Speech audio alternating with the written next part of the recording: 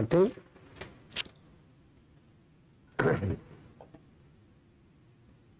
ಎಲ್ಲ ಸ್ಪರ್ಧಾರ್ಥಿ ಎಲ್ಲ PSI ಆಕಾಂಕ್ಷಿಗಳಿಗೆ ಎಲ್ಲರಿಗೂ ಸ್ವಾಗತ.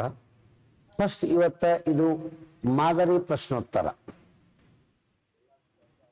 ಯಾವ ಮಾಡೆಲ್ದಾಗ ಕ್ವಶನ್ ಪೇಪರ್ ಇರಬಹುದು ಅನ್ನೋದು ಒಂದು ಕಲ್ಪನೆ ಆಧಾರಿತವಾಗಿ ಅದಕ್ಕೆ ಒಂದಿಷ್ಟು ಕ್ವಶನ್ಸ್ಗಳು ಪ್ಲಸ್ ಅದರ LISS.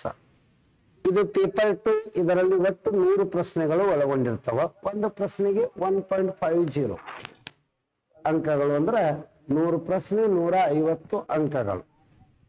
ಈ ಪೇಪರ್ಕ ನಮ್ಗ ಎವರೇಜ್ ಒಂದು 68ರಿಂದ 68 ಕ್ವಶನ್ ಕರೆಕ್ಟ್ ಆದವು. 68 ಮಾರ್ಕ್ಸ್ ಪ್ಲಸ್ ಅದರ ಅರ್ಧ ಒಂದು 32. 60 ಒಂದು 32 ಅಂದ್ರೆ ಎಷ್ಟಾಯ್ತು? 90 100 110 ತನಕ ಇದು ಬರ್ಬೇಕಂದಂಗೆ ಎವರೇಜ್.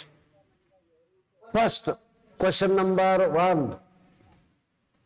ವಜ್ರಗಳನ್ನು ಹೊಂದಿರುವ ಹೊಸ ಕಿಂಬರ್ಲೈಟ್ ಕ್ಷೇತ್ರಗಳನ್ನು ಕರ್ನಾಟಕದ ಯಾವ ಜಿಲ್ಲೆಗಳಲ್ಲಿ ಕಂಡುಹಿಡಿಯಲಾಗಿದೆ? ಇತ್ತೀಚೆಗೆ ಅಂದಂಗ ರಾಯಚೂರು ಮತ್ತು ಕಲಬುರಗಿ ಪ್ರದೇಶದೊಳಗೆ ಕಂಡುಹಿಡಿಯಲಾಗಿದೆ. ನೀವು ಇದಕ್ಕ ಆನ್ಸರ್ನು ಹಾಕಬಹುದು ಸರ್. ಇದಕ್ಕ ಏನಂದ್ರ ನೀವೇನಂದ್ರ ಆನ್ಸರ್ ಮಾಡ್ಬೋದು ಫಾಸ್ಟ್ ಗಾಗಿ. ಅಂದ್ರ ಇದರ ಅರ್ಥ ಏನಂದ್ರ ರಾಯಚೂರು ಮತ್ತು ಏನದಂದ್ರ ಕಲಬುರಗಿ ಈ ಎರಡೂ ಪ್ರದೇಶ ಏನದಂದ್ರ ಹೊಸ ಕಿಂಬರ್ಲೈಟ್ ಕ್ಷೇತ್ರದ ಪ್ರದೇಶಗಳನ್ನು ಹೊಂದಿದೆ. ಕಿಂಬರ್ಲೈಟ್ ಅನ್ನೋದು ಪದ ಯಾಕೆ ಬತ್ತು ಅನ್ನೋದ್ರ ಬಗ್ಗೆ ಹೇಳ್ತೀನಿ. ಫಸ್ಟ್ ದಕ್ಷಿಣ ಆಫ್ರಿಕಾ ದೇಶದಲ್ಲಿ ಕಿಂಬರ್ಲಿ ಅಂತ ಹೇಳಿದ ಅದು ವಜ್ರದ ನಿಕ್ಷೇಪಗಳಿಗೆ ಪ್ರಸಿದ್ಧಿ. ಈ ರಾಯಚೂರು ಕಲಬುರಗಿ ಇದರ ಪಕ್ಕದಾಗಿರುವ ಬೀದರ ಇವೆಲ್ಲ ಗೋಲ್ಕೊಂಡ ಪ್ರದೇಶಕ್ಕೆ ಬಹಳ ಸಮೀಪದವು ತೆಲಂಗಾಣದಲ್ಲಿ. ಹಾಗಾದ್ರೆ ಗೋಲ್ಕೊಂಡದಲ್ಲಿ ಮೊದಲು ಏನದಂದ್ರ ಈ ಕೊಯ್ನೂರು ವಜ್ರ ಸಿಕ್ಕಿತ್ತು. ಹಾಗಾಗಿ ಈ ಪ್ರದೇಶದಲ್ಲಿ ವಜ್ರದ ನಿಕ್ಷೇಪಗಳು ಇರಬಹುದು ಅಂತೇಳಿ. ಹಾಗಾದ್ರೆ ವಜ್ರ ಹೆಂಗ್ ತಯಾರಾಗ್ತದ? ಫಸ್ಟ್ ಕಲ್ಲಿದ್ದಲು ಇರ್ತದ. ಕಲ್ಲಿದ್ದಲು ಎನ್ನುವುದು ಇದು ಏನು ಅಂತ ಕೇಳಿದ್ರಂದ್ರ ಇದು ಒಂದು ಜಲಜ ಶಿಲೆ ಅಥವಾ ಸೆಡಿಮೆಂಟರಿ ರಾಕ್. ಇದನ್ನ ರಾಸಾಯನಿಕ ಕ್ರಿಯೆಗೆ ಒಳಪಟ್ಟು ಏನಾಗ್ತಂದ್ರೆ ಗ್ರಾಫೈಟ್ ಆತ. ಗ್ರಾಫೈಟ್ ಮತ್ತೆ ಏನದಂದ್ರೆ ಹೋಗಿ ವಜ್ರ ಆತ. ಹಾಗಾದ್ರೆ ವಜ್ರ ಇದು ಏನು ಅಂದ್ರೆ ಮೆಟಾಮಾರ್ಫಿಕ್ ರೂಪಾಂತರ ಶಿಲೆಗಳಲ್ಲಿ ಬರ್ತವೆ.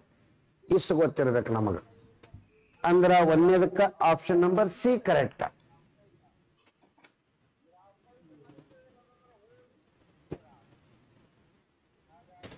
ನೆಕ್ಸ್ಟ್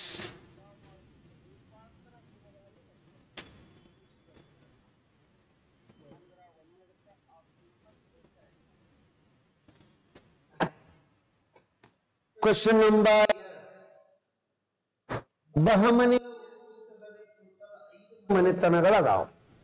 ಆ 5 ಮನೆತನಗಳು ಮತ್ತು ಅವುಗಳ ವಿಜಯಪುರದಲ್ಲಿ ಆದಿಲಶಾಹಿ ಆಳ್ವಿಕೆ, ಆನಂತರ ಅಹಮದ್ನಗರದಲ್ಲಿ ನಿಜಾಮಶಾಹಿ ಆಳ್ವಿಕೆ, ಬೇರಾರಿನಲ್ಲಿ ಇಮಾದಶಾಹಿ ಆಳ್ವಿಕೆ, ಗೋಲ್ಕೊಂಡದಲ್ಲಿ ಕುತುಬುಶಾಹಿ, ಬೀದರ್ನಲ್ಲಿ ಬರೀದ್ ಶಾಹಿ. ಹಾಗಾದರೆ 3, 4, 5, 2 ಬಂತು. 3, 4, 5, 2 ಆಪ್ಷನ್ ಸಿ ಸರಿಯಾದ ಉತ್ತರ. ಇದು ಕರೆಕ್ಟ್ ಇರಬೇಕು. ಆಪ್ಷನ್ ನಂಬರ್ ಸಿ ಸರಿಯಾದ ಉತ್ತರ. ನೆಕ್ಸ್ಟ್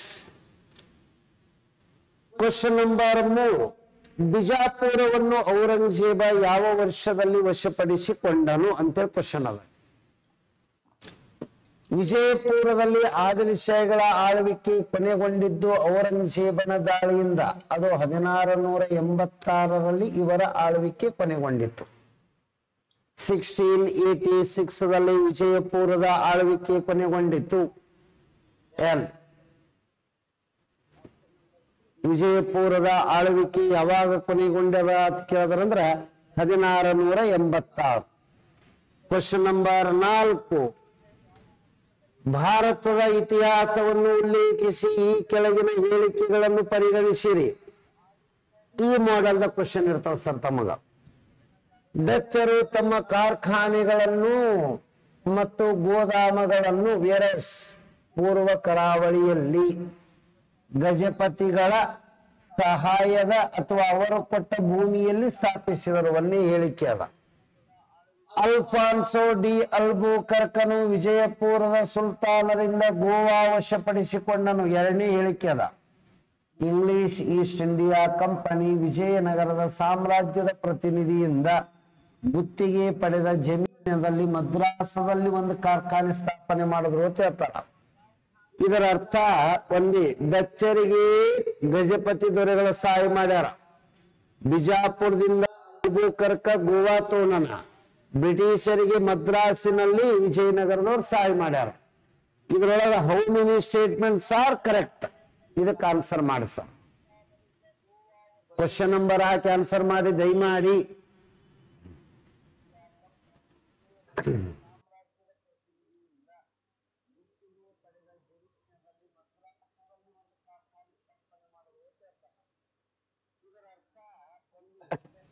ಕ್ವಶನ್ ನಂಬರ್ 4ನೇದು ಈ ಸ್ವಲ್ಪ ಅಬ್ಸರ್ವೇಷನ್ ಮಾಡಿ ಏನೇನದಾವಲ್ಲ. ಅಲ್ಫಾನ್ಸೋ ಡಿ ಅಲ್ಬುಕರ್ಕ 1510ರಲ್ಲಿ ವಿಜಯಪುರದ ಆದಿಲ್ಶಾಹಿಗಳಿಂದ ಅಲ್ಫಾನ್ಸೋ ಡಿ ಅಲ್ಬುಕರ್ಕ ವಿಜಯಪುರದ ಆದಿಲ್ಶಾಹಿಗಳಿಂದ 1510ರಲ್ಲಿ ಏನನ್ನು ಗೆದ್ಕೋತಾನಂದ್ರ ಗೋವಾ. ಕರೆಕ್ಟ್. ಇನ್ನ ಎರಡನೆಯದ್ದು ಏನಂದ್ರ ವಿಜಯನಗರದ ಸಾಮಂತದ ದೊರೆಗಳು ಇರ್ತಾರ ಅಥವಾ ವಿಜಯನಗರದವರ ಸಹಾಯದಿಂದನೇ ಮದ್ರಾಸಿನಲ್ಲಿ ಬ್ರಿಟಿಷರು ಫ್ಯಾಕ್ಟರಿ ಕಟ್ತಾರ. ಅಂದ್ರ ಆ ಜಾಗ ಅವರೇ ಕೊಟ್ಟಿರ್ತಾರ. ಮದ್ರಾಸಿನಲ್ಲಿ ಬ್ರಿಟಿಷರು ಕಟ್ಟಿರುವ ಮೊದಲ ಕೋಟೆ ಹೆಸರು ಸಂತ ಜಾರ್ಜ್ ಕೋಟೆ. ಭಾರತದ ಪೂರ್ವ ಕರಾವಳಿ ತೀರದಲ್ಲಿ ಬ್ರಿಟಿಷರು ಸ್ಥಾಪಿಸಲ್ಪಟ್ಟ ಮೊದಲ ಕೋಟೆನೂ ಸಂತ ಜಾರ್ಜ್ ಕೋಟೆ ಮದ್ರಾಸ್. ಇದು ಎಲ್ಲ ಬ್ರಿಟಿಷರು. ಭಾರತದಲ್ಲಿ ಬ್ರಿಟಿಷರ ಮೊದಲ ವ್ಯಾಪಾರದ ಕೇಂದ್ರ ಸೂರತ್ತ. ಆದರೆ ಪೂರ್ವ ಕರಾವಳಿಯಲ್ಲಿ ಮೊದಲ ಕೋಟೆ ಯಾವುದಂದ್ರೆ ಸಂತ ಜಾರ್ಜ್ ಮದ್ರಾಸ್. ಫೋರ್ಟ್ ವಿಲಿಯಮ್ಸ್ ಕೋಟೆ ಬ್ರಿಟಿಷರ ರಾಜಧಾನಿಯಾಗಿತ್ತು, ಕಲ್ಕತ್ತಾದಲ್ಲಿ ಸ್ಥಾಪಿಸಿದ್ರು. ಅಂದ್ರೆ ಇದಕ್ಕೆ ಸರಿಯಾದ ಉತ್ತರ ಏನು ಅಂದ್ರೆ ಇದು ಸರಿಯಾದ ಉತ್ತರ. ಒಂದೇದ್ದು ಒಡಿಸ್ಸಾದ ಗಜಪತಿಗಳು ಅಂತೇಳಿ ಏನದಲ್ಲ ಅದು ತಪ್ಪದ. ನಾನು ಪುರಂದರ ಒಪ್ಪಂದದ ಮೊದಲ ಅಥವಾ ಮೂಲ ಉದ್ದೇಶ ಏನಾಗಿತ್ತು ಅಂತ ಕೇಳ್ತಾರೆ. ಪುರಂದರ ಒಪ್ಪಂದ ಎರಡನೆಯ ಸವಾಯಿ ರಾಜ ಜೈಸಿಂಗ್ ಅಂದ್ರೆ ಔರಂಗಜೇಬನ ಪ್ರತಿನಿಧಿ ಹಾಗೂ ಶಿವಾಜಿಯ ನಡುಬರ್ಕ ಆತನು. ಪುರಂದರ ಒಪ್ಪಂದ ಯಾವಾಗ ಆಯಿತು? 1665.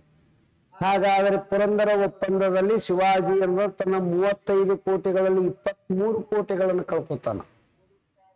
ಪುರಂದರ ಒಪ್ಪಂದದ ನಿಜವಾದ ಉದ್ದೇಶ ಏನಾಗಿತ್ತು? ಆನ್ಸರ್ ಮಾಡಿ.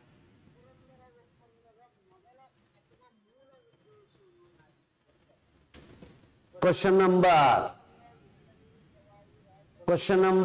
5. ಶಿವಾಜಿಯನ್ನು ಮೊಘಲರ ಕೈಯಲ್ಲಿ ಗಿರಿವಿಯನ್ನ ಇಡುವುದು ಅಥವಾ ಅಫ್ಜಲ್ ಖಾನನ ವಿರುದ್ಧ ಸೋಲಿಸುವುದು, ವಿಜಯಪುರದ ವಿರುದ್ಧ ಮೊಘಲರಿಗೆ ಸಹಾಯ ಮಾಡುವುದು ಅಥವಾ ಶಿವಾಜಿಯನ್ನು ವಿಶ್ವಾಸಘಾತುಕ ಎಂಬ ಪಟ್ಟ ಕಟ್ಟುವುದಾಗಿತ್ತು ಅಂತ ಕೇಳ್ತಾರ ಅವ್ರು. Question number 5. 5ನೇದಕ್ಕೆ ಆನ್ಸರ್ ಮಾಡಿ sir. 5ನೇದು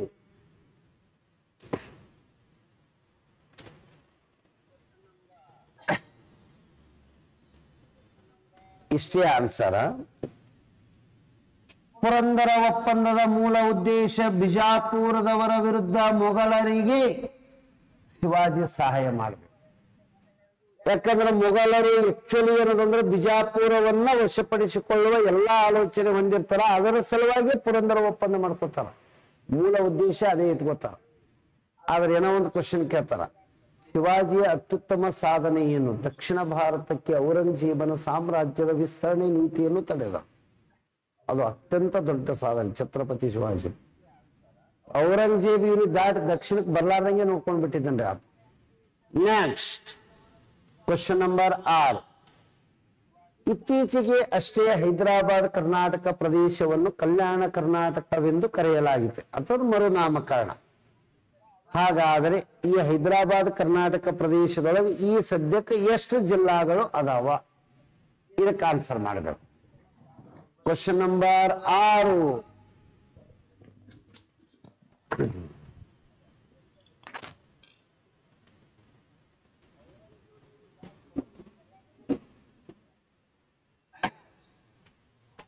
number 1 Bidar, number 2 Kalaburagi, number 3 Yadgir, number 4 Raichur, 5 Koppal, 6 Ballari, 7 Vijayanagara. Question number 6ನೇದು ಬೀದರ, ಕಲಬುರ್ಗಿ, ಯಾದಗಿರಿ, ರಾಯಚೂರ, ಕೊಪ್ಪಳ, ಬಳ್ಳಾರಿ, ವಿಜಯನಗರ. ಹಾಗಾದರೆ ಇದಕ್ಕೆ ಸರಿಯಾದ ಉತ್ತರ ಎಷ್ಟು? 7. ನೆಕ್ಸ್ಟ್ ಕ್ವಶನ್ ನಂಬರ್ 7ನೇದ್ದು ಮೆಂಟಲಿಟಿ ಕ್ವಶನ್ ಅದ. ಪಟ್ನೆ ಬಿಡಿಸ್ರಿ, ಏನ್ ಅದ ಅನ್ನೋದು ತಿಳ್ಕೊಂಡು ಬಿಡಿಸ್ಬೇಕು. 5 ಎನ್ ಎಂದರೆ ಏನ್ ತಗೋಬೇಕು ನೋಡಿ, ಇಲ್ಲಿ ಗುಣಾಕಾರದ ಚಿಹ್ನೆ ಅದ 5. ಪಿ ಎಂದರೆ ಭಾಗಾಕಾರ ಚಿಹ್ನೆ ಹಾಕ್ರಿ ಮತ್ 5. ಎಲ್ ಎಂದರೆ ಪ್ಲಸ್ದ ಸಂಕೇತ ಹಾಕ್ರಿ ಮತ್ 5. ಎಂ ಎಂದರೆ ಮೈನಸ್ದ ಸಂಕೇತ ಹಾಕ್ರಿ. ಇನ್ನ ನಿಮಗೆ ಗೊತ್ತಿರುವಂತ ಬಾಡ್ ಮಾಸ್ ರೂಲ್ ಅಪ್ಲೈ ಮಾಡ್ಬೇಕು ಸರ್ ಇದಕ್ಕ. BODMAS, ಬಿ ಅಂದ್ರ ಬ್ರಾಕೆಟ್ ಎಲ್ಲರ ಅದನ್ನ ನೋಡ್ರಿ, ಇಲ್ಲ. OF ಅಕ್ಷರ ಅದನ್ನು ನೋಡ್ರಿ, ಇಲ್ಲ. ಡಿವಿಜಿಬಲ್ ಅಂದ್ರ ಭಾಗಾಕಾರ ಅದನ್ನು ನೋಡ್ರಿ. ಇದನ್ನು ಮೊದಲು ಬಿಡಿಸ್ಕೋಬೇಕು. 5ರಲ್ಲಿ ಇದಕ್ಕೆ ಭಾಗಾಕಾರ ಮಾಡಿ. 5 ಎಷ್ಟಲೇ 5, 5 ಒಂದಲೇ 5, -5 ಆಯ್ತು. ಈಗ ನೆಕ್ಸ್ಟ್ ಮಲ್ಟಿಪ್ಲಿಕೇಶನ್ ಅಂದ್ರೆ ಏನ್ ತಗೋಬೇಕು? ಗುಣಾಕಾರ. ಇಲ್ಲದ ಗುಣಾಕಾರ. 5 ಒಂದಲೇ 5 +5 -5. ಆಮ್ಯಾಗ ಎಡಿಷನ್ 5 + 5 10 -5. 10ರದಾಗ 5 ಹೋದ್ರ 5 ಬರ್ತದೆ. ಹಾಗಾದರೆ ಇದಕ್ಕ ಸರಿಯಾದ ಉತ್ತರ 5. Question number 7 answer. Question number 7ಕ್ಕ ಆನ್ಸರ್ ಎಟ್ ಮಾಡಿರಿ ಸರ್? 5.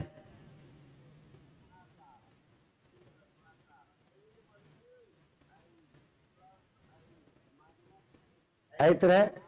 ನೆಕ್ಸ್ಟ್ ಕ್ವಶನ್ ನಂಬರ್ 8 ಇದಕ್ಕೆ ಬಿಡಿಸ್. ಮಹಾರಾಷ್ಟ್ರ ಕರ್ನಾಟಕದ ನಡುವೆ ಗಡಿ ವಿವಾದವಿರುವ ಒಂದಿಷ್ಟು ವಿಚಾರಗಳನ್ನ ವ್ಯಕ್ತಪಡಿಸ್ಯಾರ ಅವರು. ಇಲ್ಲಿ 1 2 3 ಅಂತ ಹೇಳಿ ಬೆಳಗಾವಿಯನ್ನು ಭಾಷಾವಾರು ಆಧಾರದ ಮೇಲೆ ಮಹಾರಾಷ್ಟ್ರ ತನಗ ಬೇಕು ಅಂತ ಪ್ರತಿಪಾದಿಸುತ್ತದೆ. ಇದು ವರ್ಡ್. 2ನೇದ್ದು ಸ್ವಾತಂತ್ರ್ಯದ ಪೂರ್ವದಲ್ಲಿ ಬೆಳಗಾವಿಯು ಹೈದರಾಬಾದ್ ಸಂಸ್ಥಾನದ ಒಂದು ಭಾಗವಾಗಿತ್ತು. ನೆಕ್ಸ್ಟ್ ಪ್ರಸ್ತುತ ಬೆಳಗಾವಿ ಎನ್ನುವುದು ಕರ್ನಾಟಕದ ಒಂದು ಜಿಲ್ಲೆಯಾಗಿದೆ. ಬೆಳಗಾವಿ ಗಡಿ ವಿವಾದ ಪ್ರಕರಣ ಬಾಂಬೆ ಹೈಕೋರ್ಟದಲ್ಲಿ ಇದೆ. ಎಲ್ಲೆಲ್ಲಿ ಇಂಪಾರ್ಟೆಂಟ್ ಟರ್ಮ್ ಅದಾವ ಅವೆಲ್ಲ ಇಲ್ಲಿ ಮಾರ್ಕ್ ಮಾಡಿ ನೋಡಿ ಸರ್ ನಾನು. ಹಾಗಾದರೆ ಬೆಳಗಾವಿಯನ್ನು ಭಾಷಾವಾರು ಆಧಾರದ ಮೇಲೆ ಮಹಾರಾಷ್ಟ್ರ ತನಗ ಬೇಕಲ್ಲಕತ್ತದ. ಮೊದಲ ಬೆಳಗಾವ ಹೈದರಾಬಾದ್ ಸಂಸ್ಥಾನದಾಗಿತ್ತು. ಬೆಳಗಾವ ಈ ಸದ್ಯ ಕರ್ನಾಟಕದಲ್ಲಿ ಇರುವ ಒಂದು ಜಿಲ್ಲೆ ಅದ. ಇದರ ವಿಚಾರಣೆ ನಡೀತಾ ಇರುವುದು ಬಾಂಬೆ ಹೈಕೋರ್ಟ್. ಈಗ ಇದಕ್ಕೆ ಸರಿಯಾದ ಉತ್ತರ ಹೇಳ್ತಾವ. ಏನೇನು ಹೇಳವು?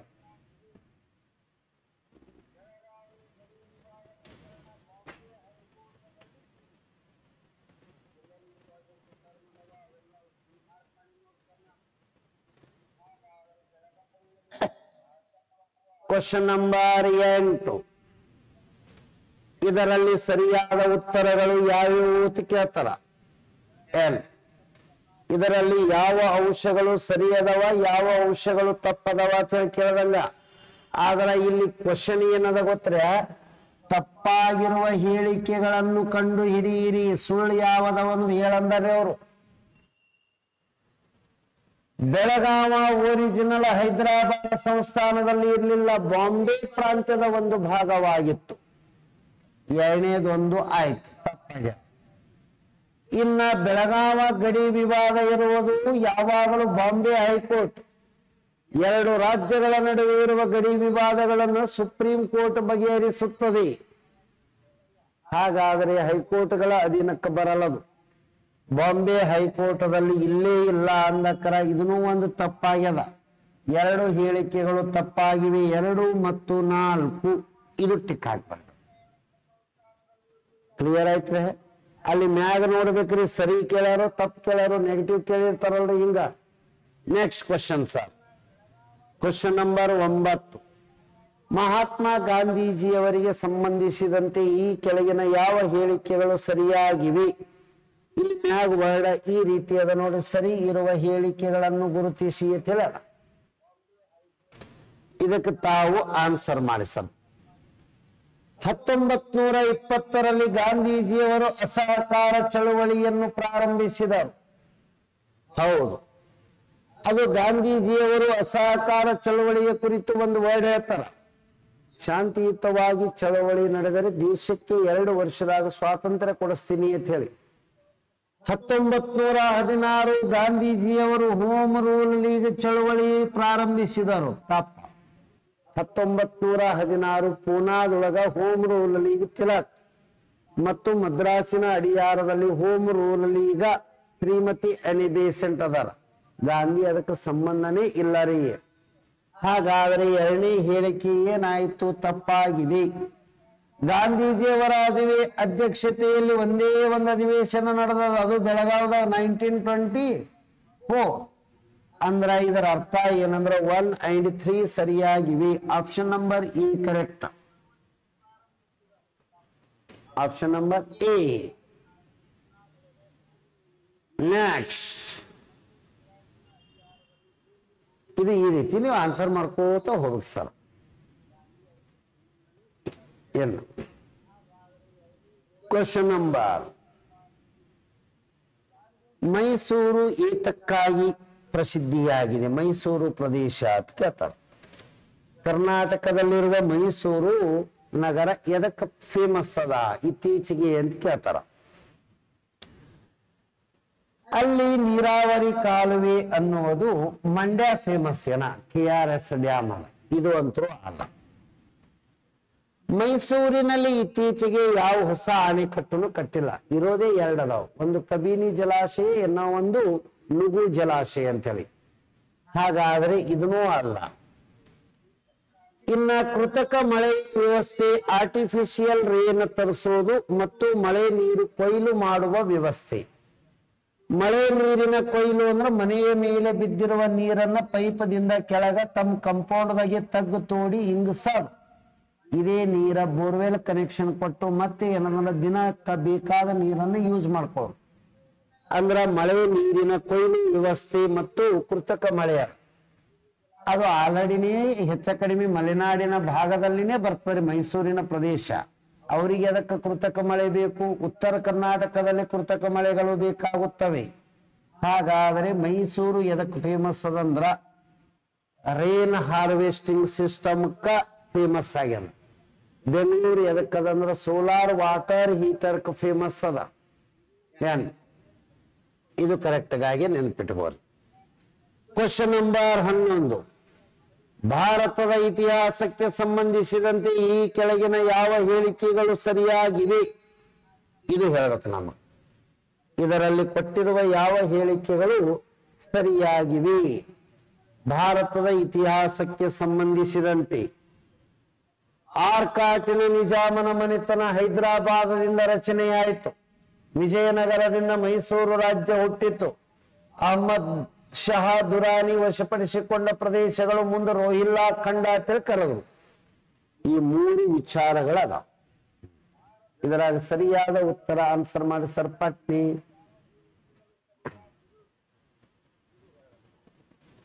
ಸುಮ್ಮೊಂದು ಆಪ್ಷನ್ ಹಾಕ್ಬಾರ್ದು, ಕರೆಕ್ಟ್ ಆಲೋಚನೆ ಮಾಡಿ ಟಿಕ್ ಹಾಕ್ರಿ ಸರ್.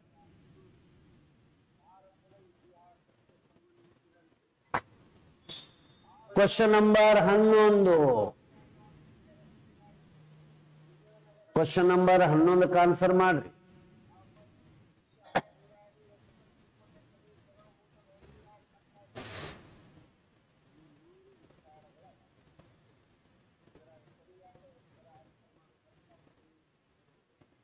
ಆಯ್ತರ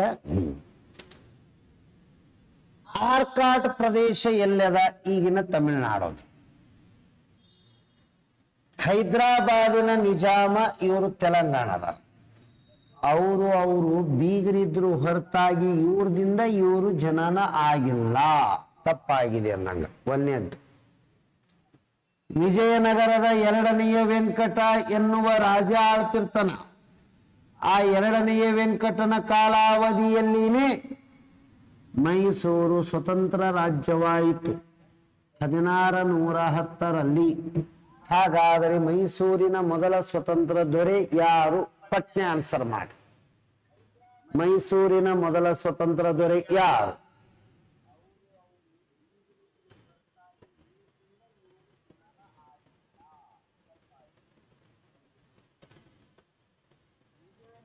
ಮೈಸೂರಿನ ಮೊದಲ ಸ್ವತಂತ್ರ ದೊರೆ ಯಾರು?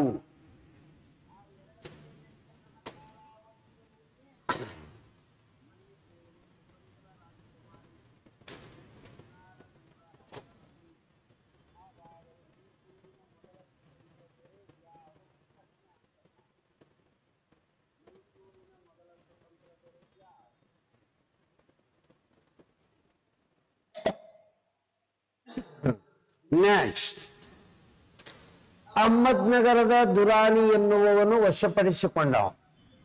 ಅಹ್ಮದ್ ಶಾ ದುರಾನಿ ಇವ ಅಹ್ಮದ್ನಗರದ ಮದಾನ, ಇಲ್ಲಿ ದಕ್ಷಿಣ ಭಾರತ.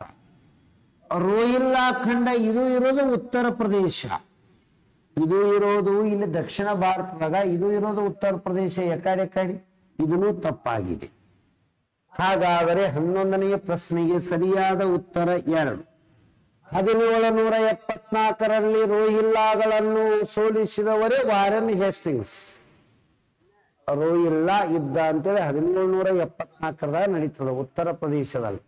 ರೋಹಿಲ್ಲಾಗಳು ಯಾರು ಅಂತ ಕೇಳಿದ್ರಂದ್ರ ಅಫ್ಘಾನ ಮೂಲದವರು. ಅವರು ಒರಿಜಿನಲ್ ಅಫ್ಘಾನಿಸ್ತಾನದ ಮೂಲದವರು. ಅವರನ್ನು 1774ರಲ್ಲಿ ಸೋಲಿಸಲಾಯಿತು.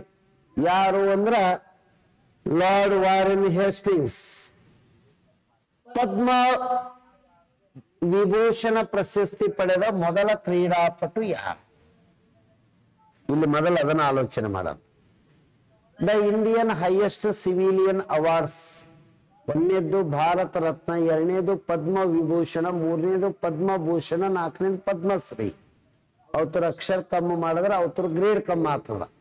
ಭಾರತ ರತ್ನ ಅಂತರೂ 1ನೇದು, ಪದ್ಮ ವಿಭೂಷಣ, ಪದ್ಮಭೂಷಣ, ಪದ್ಮಶ್ರೀ ಎಲ್ಲ 1954ದಾಗೆ ಸ್ಥಾಪನೆ ಆಗ್ಯಾವ. ಇವೆಲ್ಲ ಸಿವಿಲಿಯನ್ ಅವಾರ್ಡ್ಸ್.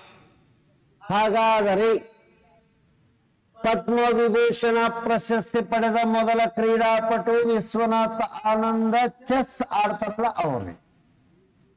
ಭಾರತ ರತ್ನ ಪ್ರಶಸ್ತಿ ಪಡೆದ ಮೊದಲ ಕ್ರೀಡಾಪಟು ಸಚಿನ್ ತೆಂಡೂಲ್ಕರ್. ಇವರಿಗೆ ಭಾರತ ರತ್ನ ಸಿಕ್ಕದ, ಅವರಿಗೆ ಪದ್ಮ ವಿಭೂಷಣ ಸಿಕ್ಕದ. ಅಂದ್ರೆ ಈಗ ಸರಿಯಾದ ಉತ್ತರ ಯಾವುದು ಅಂದ್ರೆ ಸಿ. Question number 13.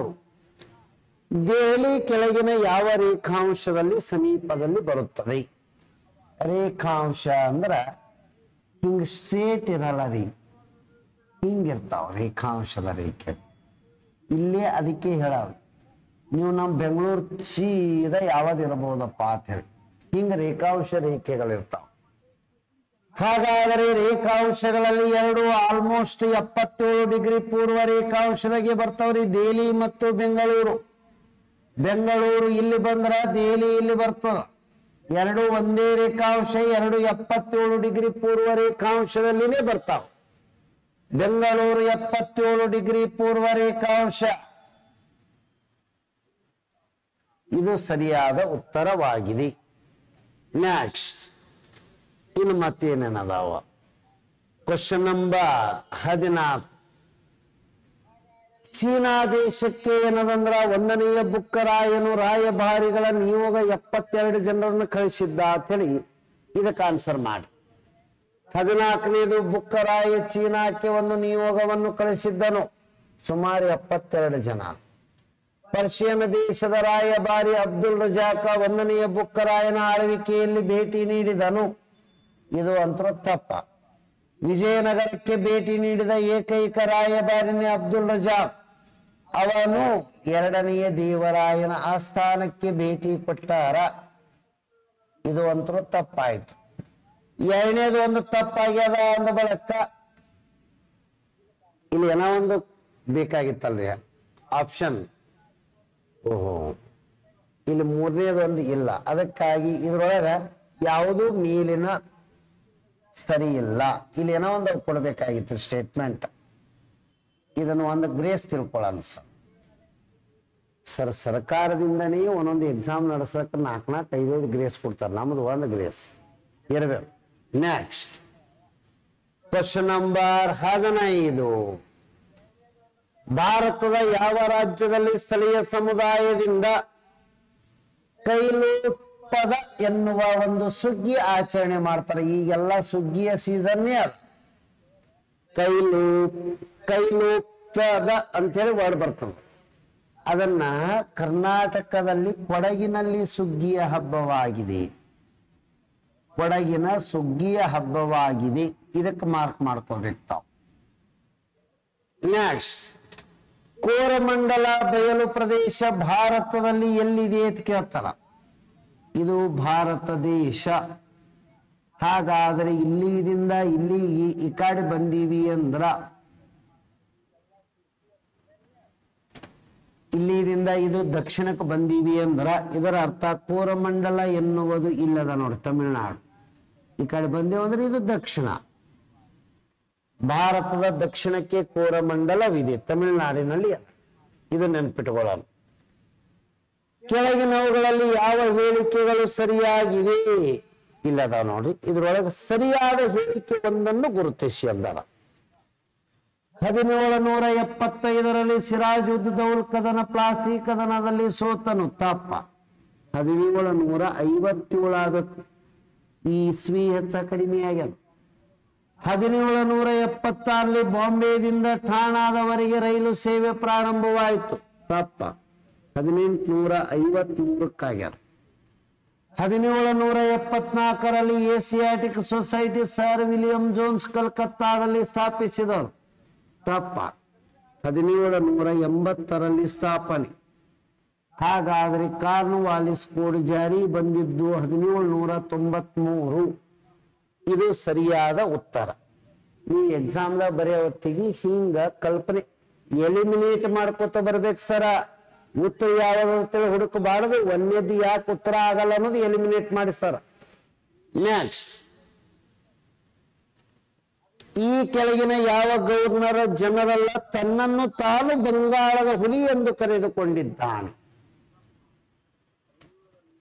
ಹೇಳಿ. ರಾಜ ಹುಲಿಗಳೆಲ್ಲ ಆನ್ಸರ್ ಮಾಡ್ಬೇಕ್ರಿ. ಯಾವುದು ತನ್ನನ್ನು ತಾನು ಬಂಗಾಳದ ಹುಲಿ ಎಂದು ಕರೆದುಕೊಂಡಿದ್ದಾನೆ?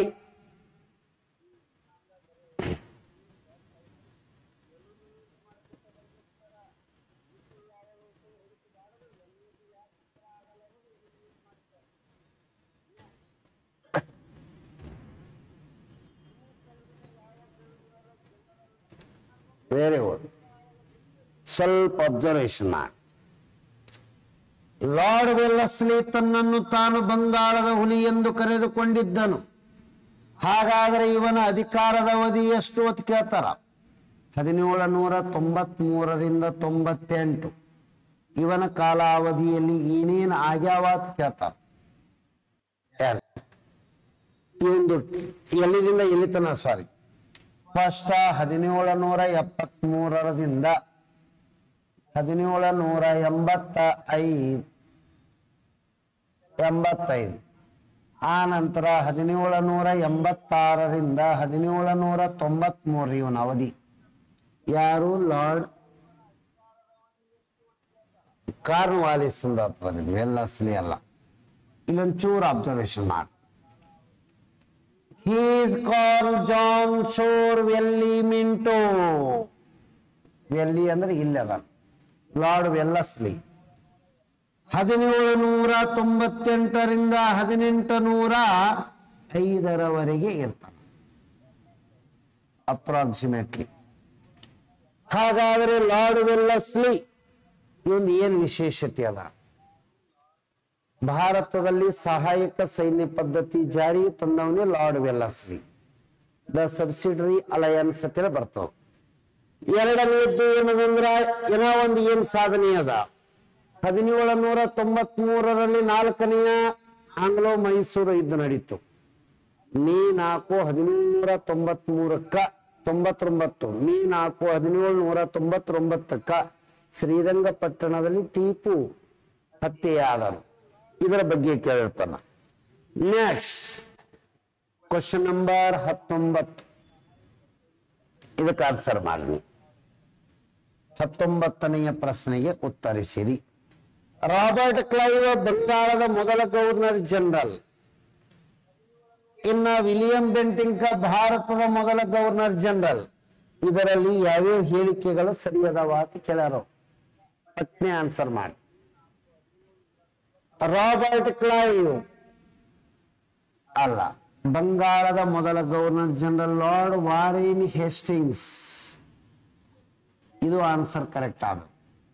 ಅಂದ್ರೆ ಒಂದೇ ಸ್ಟೇಟ್ಮೆಂಟ್ ತಪ್ಪಾಗಿದೆ. 1833ರ ಚಾರ್ಟರ್ ಕಾಯ್ದೆಯ ಮೂಲಕ ಭಾರತದ ಮೊದಲ ಗವರ್ನರ್ ಜನರಲ್ ವಿಲಿಯಂ ಬೆಂಟಿಂಕ್ 1833ರಿಂದ. ಹಾಗಾದ್ರೆ ಒಂದೇ ತಪ್ಪದ, ಎರಡನೇದು ಮಾತ್ರ ಸರಿಯದ. ಇದಕ್ಕೆ ಟಿಕ್ ಹಾಕಿ. ನೆಕ್ಸ್ಟ್ 20ನೆಯ ಪ್ರಶ್ನೆ. ಲಾರ್ಡ್ ಡಾಲ್ಹೌಸಿಯ ಬಗ್ಗೆ ಕೆಳಗಿನ ಯಾವ ಹೇಳಿಕೆಗಳು ಸರಿಯಾಗಿವೆ? ಆಲೋಚನೆ ಮಾಡಿ ಆನ್ಸರ್ ಮಾಡಿ. Question number 20.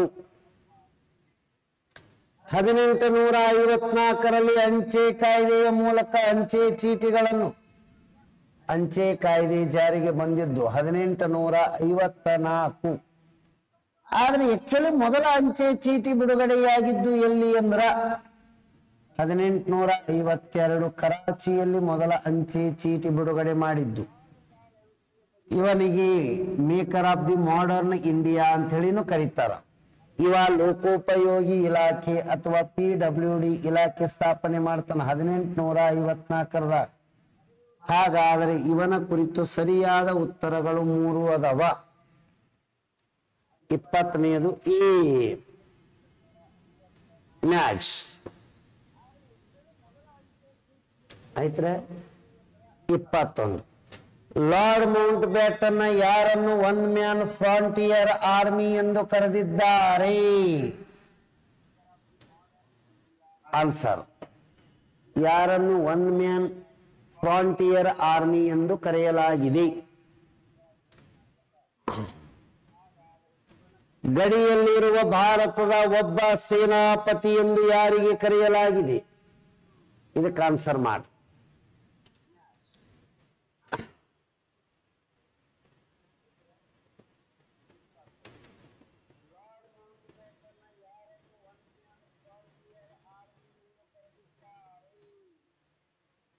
ಬಡ ಹೇಳ್ಬೇಕು ಸರ್.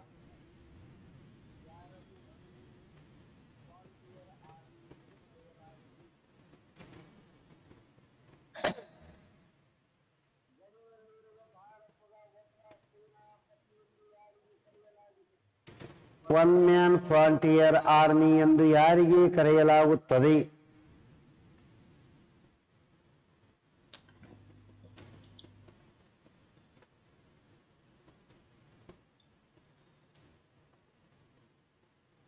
ಫ್ರಾಂಟಿಯರ್ ಅಂದ್ರೆ ಯಾರನ್ನು ಕರೆಯಲಾಗುತ್ತದೆ ಅನ್ನೋದು ಮೊದಲು ಅದು ಗೊತ್ತಿರಬೇಕು. ಯಾರನ್ನು ಗಡಿನಾಡ ಗಾಂಧಿ ಅಥವಾ ಗಡಿ ಗಾಂಧಿ ಅಂತ ಹೇಳಿ ಕರಿತೀವಿ ಅಂದ್ರೆ ಖಾನ್ ಅಬ್ದುಲ್ ಗಫರ್ ಖಾನ್.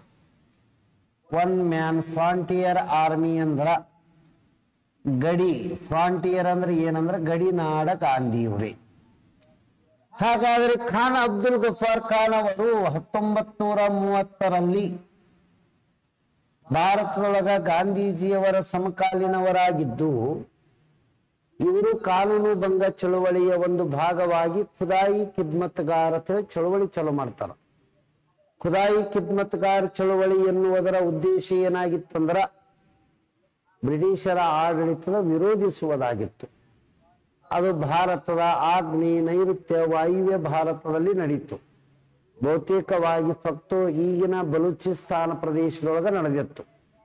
ಹಾಗಾದರೆ ಇವರು ಆ ಖುದಾಯಿ ಖಿದ್ಮತ್ಗಾರ್ ಚಳುವಳಿಗೆ ಯಾವ ಪುರುಷ ಸೈನಿಕರು ಇರ್ತಾರ ಅವ್ರಿಗೆ ರೆಡ್ ಶರ್ಟ್ ಅಂತೇಳಿ ಡ್ರೆಸ್ ಕೊಟ್ಟಿದ್ರು.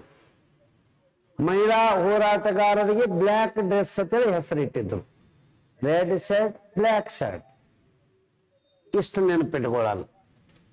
ಇನ್ನು ಭಾರತ ರತ್ನ ಪ್ರಶಸ್ತಿ ಪಡೆದ ಮೊದಲ ವಿದೇಶಿಗ ಅಂದ್ರು ಖಾನ್ ಅಬ್ದುಲ್ ಗಫರ್ ಖಾನ್ ಅವರೇ ಅದಾರ. ಇನ್ನು ಇದನ್ನು ಹೇಳ, ಸೊಮ್ಯಾಟೋಟ್ರೋಪ್ಸಿನ್ ಎಂಬ ಹಾರ್ಮೋನಿಗೆ ಇರುವ ಇನ್ನೊಂದು ಹೆಸರು ಏನು? Growth hormone. ನಾವು ಎತ್ತರ ಆಗ್ಬೇಕು, ಗಿಡಕಾಗಬೇಕು ಅನ್ನೋದು ಇದೇ ಡಿಸೈಡ್ ಆಗ್ತದ್ರಿ. ಸೊಮ್ಯಾಟೋಟ್ರೋಪ್ಸಿನ್ ಎಂಬ ಹಾರ್ಮೋನಿಗೆ ಬೆಳವಣಿಗೆ ಹಾರ್ಮೋನ್ ಎಂದು ಕರೆಯಲಾಗುತ್ತದೆ. ರಾಜಾ ರಾಮ್ ಮೋಹನ್ ರಾಯ್ ಅವರಿಗೆ ಭಾರತದ ಸಮಾಜ ಸುಧಾರಣಕಾರರು ಇವರು. ಹಾಗಾದ್ರೆ ಇವರಿಗೆ ಏನಂತಾರೆ ಅಂದ್ರೆ father of the Indian renaissance period, ಭಾರತದ ಪುನರುಜ್ಜೀವನದ ಪಿತಾಮಹ. ಎಲ್ಲ ಸಾಮಾಜಿಕ ಸುಧಾರಣೆಗಳು, ಸತಿ ಸಾಗಮನ ಪದ್ಧತಿಯ ನಿರ್ಮೂಲನ ಬಗ್ಗೆ ಹೇಳ್ತಾರ. ಬಾಲ್ಯ ವಿವಾಹ ಪದ್ಧತಿ ಬ್ಯಾಡ ಅಂತಾರ. ವಿಧವಾ ಪುನರ್ವಿವಾಹ ಕಾಯ್ದೆನು ವಿಧವಾ ಪುನರ್ವಿವಾಹಕ್ಕ ಒತ್ತಾಯ ಪಡಿಸ್ತಾರ. ಅಂದ್ರೆ ಎಲ್ಲಾ ಸಮಾಜ ಸುಧಾರಣೆಗಳು ಇವರಿಗೆ ಸಂಬಂಧದವ. 1 2 3 ಇದು ಹೇಳ್ಬೇಕು. ಸಮಾಜ ಸುಧಾರಕರಂದ್ರೆ ಏನೇನದವ ಎಲ್ಲವೂ ಅನಿಷ್ಟ ಪದ್ಧತಿಗಳು ಬೇಡ ಅನ್ನೋರವ್ರು. ಗೋಲ್ಡನ್ ಥ್ರೆಶೋಲ್ಡ್ ಈ ಪುಸ್ತಕದ ಲೇಖಕರು ಯಾರು? 24ನೇ question. Sarojini Naidu. Golden threshold ಇವರು ಸ್ವತಂತ್ರ ಭಾರತದ ಮೊದಲ ಮಹಿಳಾ ರಾಜ್ಯಪಾಲರು, ಉತ್ತರ ಪ್ರದೇಶ. ಇವರು 1925 ಕಾನ್ಪುರ್ INC ಕಾಂಗ್ರೆಸ್ ಅಧಿವೇಶನದ ಅಧ್ಯಕ್ಷತೆ ವಹಿಸಿದ ಮೊದಲ ಭಾರತೀಯ ಮಹಿಳೆ. ಇದು ಇಂಪಾರ್ಟೆಂಟ್. ನೆಕ್ಸ್ಟ್, ಇವರಿಗೆ ಭಾರತದ ಕೋಗಿಲೆ ಎಂದು ಕರೆದವರು ಗಾಂಧೀಜಿಯವರಿದ್ರು. ಭಾರತದ ಸಂವಿಧಾನದ ಉದ್ದೇಶಗಳಲ್ಲಿ ಒಂದಾಗಿರುವ ಆರ್ಥಿಕ ನ್ಯಾಯ, ಎಕನಾಮಿಕ್ಲಿ ಜಸ್ಟಿಸ್ ಅನ್ನೋ ಪದ ಬೇಕ್ರಿ ನಮಗ. ಹಾಗಾದ್ರೆ ಎಕನಾಮಿಕ್ ಜಸ್ಟಿಸ್, ಆರ್ಥಿಕ ನ್ಯಾಯ ಎನ್ನುವ ಪದ ನಮಗ ಎಲ್ಲಿ ಕಂಡು ಬರ್ತದ ಅಂತ ಕೇಳಿದ್ರಿ. ಇದಕ್ಕೆ ಪಟ್ನೆ ಆನ್ಸರ್ ಮಾಡಿ. ಕ್ವಶನ್ ನಂಬರ್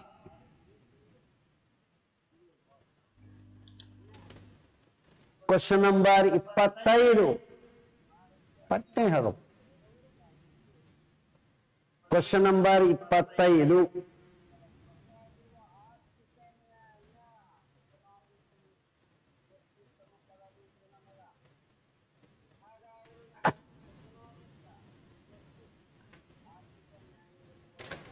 ಒಂದು ವರ್ಡ್ ತಿಳ್ಕೊರಿ ಯಾವಾಗಲೂ ಸರ್. ಪೀಠಿಕೆದೊಳಗ ಆರ್ಥಿಕ ಸಾಮಾಜಿಕ ನ್ಯಾಯ ಅದ ವರ್ಡ್ ಇಲ್ಲನಲ್ಲ.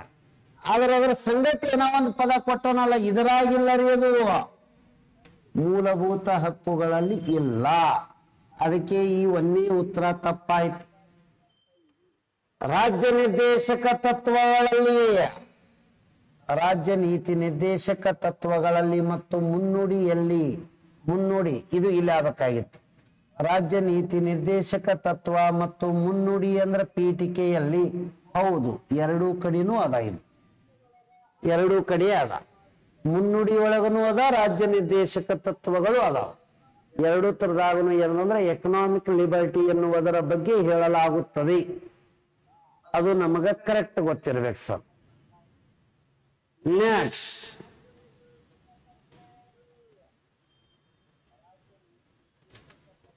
ಕ್ವಶನ್ ನಂಬರ್ 26 ಆನ್ಸರ್ ಮಾಡಿ. ಈ ಕೆಳಗಿನವರಲ್ಲಿ ಯಾರು ರಾಜ್ಯಸಭೆಯ ಸದಸ್ಯರು ಆಗಿರಬಹುದು? ರಾಜ್ಯಸಭೆಗೆ ಮೆಂಬರ್ ಅದಾರ, ಆದರೆ ಅವರು ರಾಜ್ಯಸಭೆದಾಗನು ಮಾತಾಡ್ತಾರ, ಲೋಕಸಭೆದಾಗನು ಅಡ್ಡಾಡಿ ಹೋಗಿ ಮಾತಾಡಿ ಬರ್ತಾರ. ಯಾರು ಅವರು ಅಂತ ಕೇಳ್ತಾರ. ಈ ಸದ್ಯ ನಿರ್ಮಲಾ ಸೀತಾರಾಮ್ ಅದರವರು. ನಿರ್ಮಲಾ ಸೀತಾರಾಮ್ ಯಾರು? ಕೇಂದ್ರದಲ್ಲಿ ಇರುವ ಹಣಕಾಸು ಸಚಿವರು. ಅವ್ರು ಆಕ್ಚುಲಿ ರಾಜ್ಯಸಭೆಯ ಸದಸ್ಯರದಾರ, ಆದ್ರೆ ಆನ್ಸರ್ ಮಾಡುವತ್ತಿಗೆ ಲೋಕಸಭೆದಾಗೆ ಹೆಚ್ಚಿಗಿರ್ತಾರ. ಕೇಳದಕ್ಕರ ರಾಜ್ಯಸಭೆದಾಗನು ಬಂದು ಆನ್ಸರ್ ಮಾಡ್ತಾರ. ರಾಜ್ಯಸಭೆಯ ಸದಸ್ಯನೊಬ್ಬನು ಸಚಿವ ಸ್ಥಾನ ಹೊಂದಿದ್ದರೆ ಲೋಕಸಭೆ ಮತ್ತು ರಾಜ್ಯಸಭೆಯಲ್ಲಿ ವಿರೋಧ ಪಕ್ಷಗಳು ಕೇಳುವ ಎಲ್ಲಾ ಪ್ರಶ್ನೆಗಳಿಗೆ ಆನ್ಸರ್ ಕೊಡಬೇಕು. ಹಾಗಾದರೆ ಇದಕ್ಕೆ ಸರಿಯಾದ ಉತ್ತರ ಯಾವುದು ಅಂದ್ರೆ ರಾಜ್ಯಸಭೆಯ ಸದಸ್ಯರಾಗಿರುವ ಮಂತ್ರಿಗಳು ಎಲ್ಲ. ಇದು ಟಿಕ್ ಹಾಕ್ಬಾರ್ದು. ಅಧ್ಯಕ್ಷರ ಚುನಾವಣೆಯಲ್ಲಿ ವಿವಾದದ ಪ್ರಕರಣಗಳನ್ನು ಯಾರು ಉಲ್ಲೇಖಿಸುತ್ತಾರೆ ಅಥವಾ ಬಗೆಹರಿಸ್ತಾರ? ಅಧ್ಯಕ್ಷರು ಅಂದ್ರೆ ರಾಷ್ಟ್ರಪತಿ, ಉಪರಾಷ್ಟ್ರಪತಿ ಇಬ್ಬರದು ಬಗೆಹರಿಸೋರು ಸುಪ್ರೀಂ ಕೋರ್ಟ್. ಯಾಕಂದ್ರೆ ಅವ್ರಿಬ್ರು ದೊಡ್ಡ ಮಂದಿ ಆತರ, ಬೇರೆಯವ್ರು ಹೇಳಿದ್ರೆ ಯಾರು ಕೇಳಲ್ಲ. ಭಾರತದ ಸರ್ವೋಚ್ಚ ನ್ಯಾಯಾಲಯ ಎನ್ನುವುದು ರಾಷ್ಟ್ರಪತಿ ಉಪರಾಷ್ಟ್ರಪತಿಗಳ ಚುನಾವಣಾ ವಿವಾದವನ್ನು ಬಗೆಹರಿಸುತ್ತದೆ. ಚುನಾವಣೆಗಳ ಕುರಿತು ಅಧ್ಯಯನ ಮಾಡುವುದು ಶಿಫಾರಸು. ಭಾರತದಲ್ಲಿ ಮತದಾರರ ದಿನ ಜನವರಿ 25. ಯಾಕಂದ್ರೆ ಅವತ್ತೇ ಕೇಂದ್ರ ಚುನಾವಣಾ ಆಯೋಗ ಸ್ಥಾಪನೆಯಾಗಿದೆ. ನೆಕ್ಸ್ಟ್ 28. ಭಾರತದ ಸಂವಿಧಾನದಲ್ಲಿ ರಾಷ್ಟ್ರಪತಿಗಳನ್ನು ಚುನಾಯಿಸುವ ವಿಧಾನ ಯಾವ ದೇಶದಿಂದ ಪಡೆಯಲಾಗಿದೆ? ಅದನ್ನ ಐಲ್ಯಾಂಡ್ ದೇಶದ ವಿಧಾನದಿಂದ ಪಡೆಯಲಾಗಿದೆ. ಯಾವ ದೇಶ ರೀ? ಐಲ್ಯಾಂಡ್.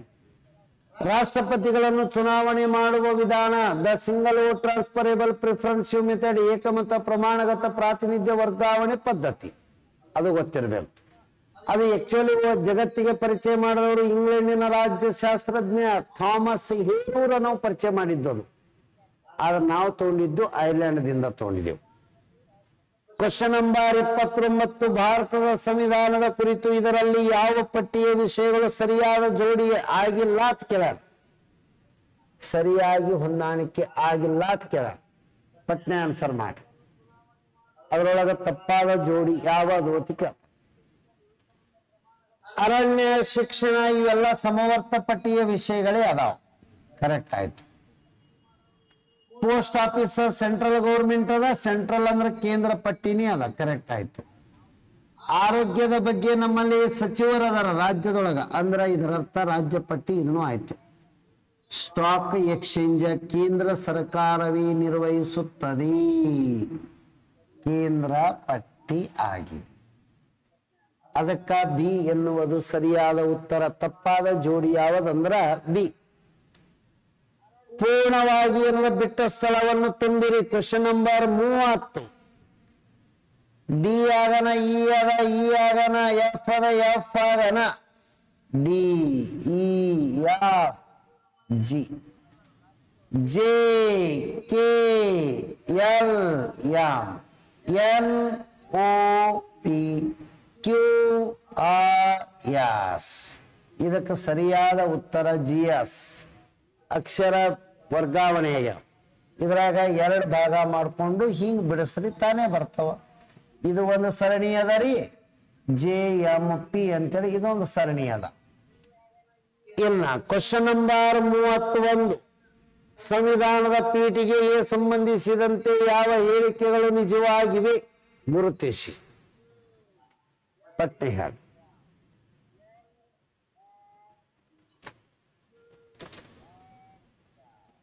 ಪೀಠಿಕೆ ಅನ್ನೋಕ್ಕಿಂತ ಮೊದಲದು ಆಬ್ಜೆಕ್ಟಿವ್ ರೆಸೊಲ್ಯೂಷನ್ ಆಗಿತ್ತು. ಅದನ್ನ ಜವಾಹರ್ಲಾಲ್ ನೆಹರೂನೇ ಬರೆದ.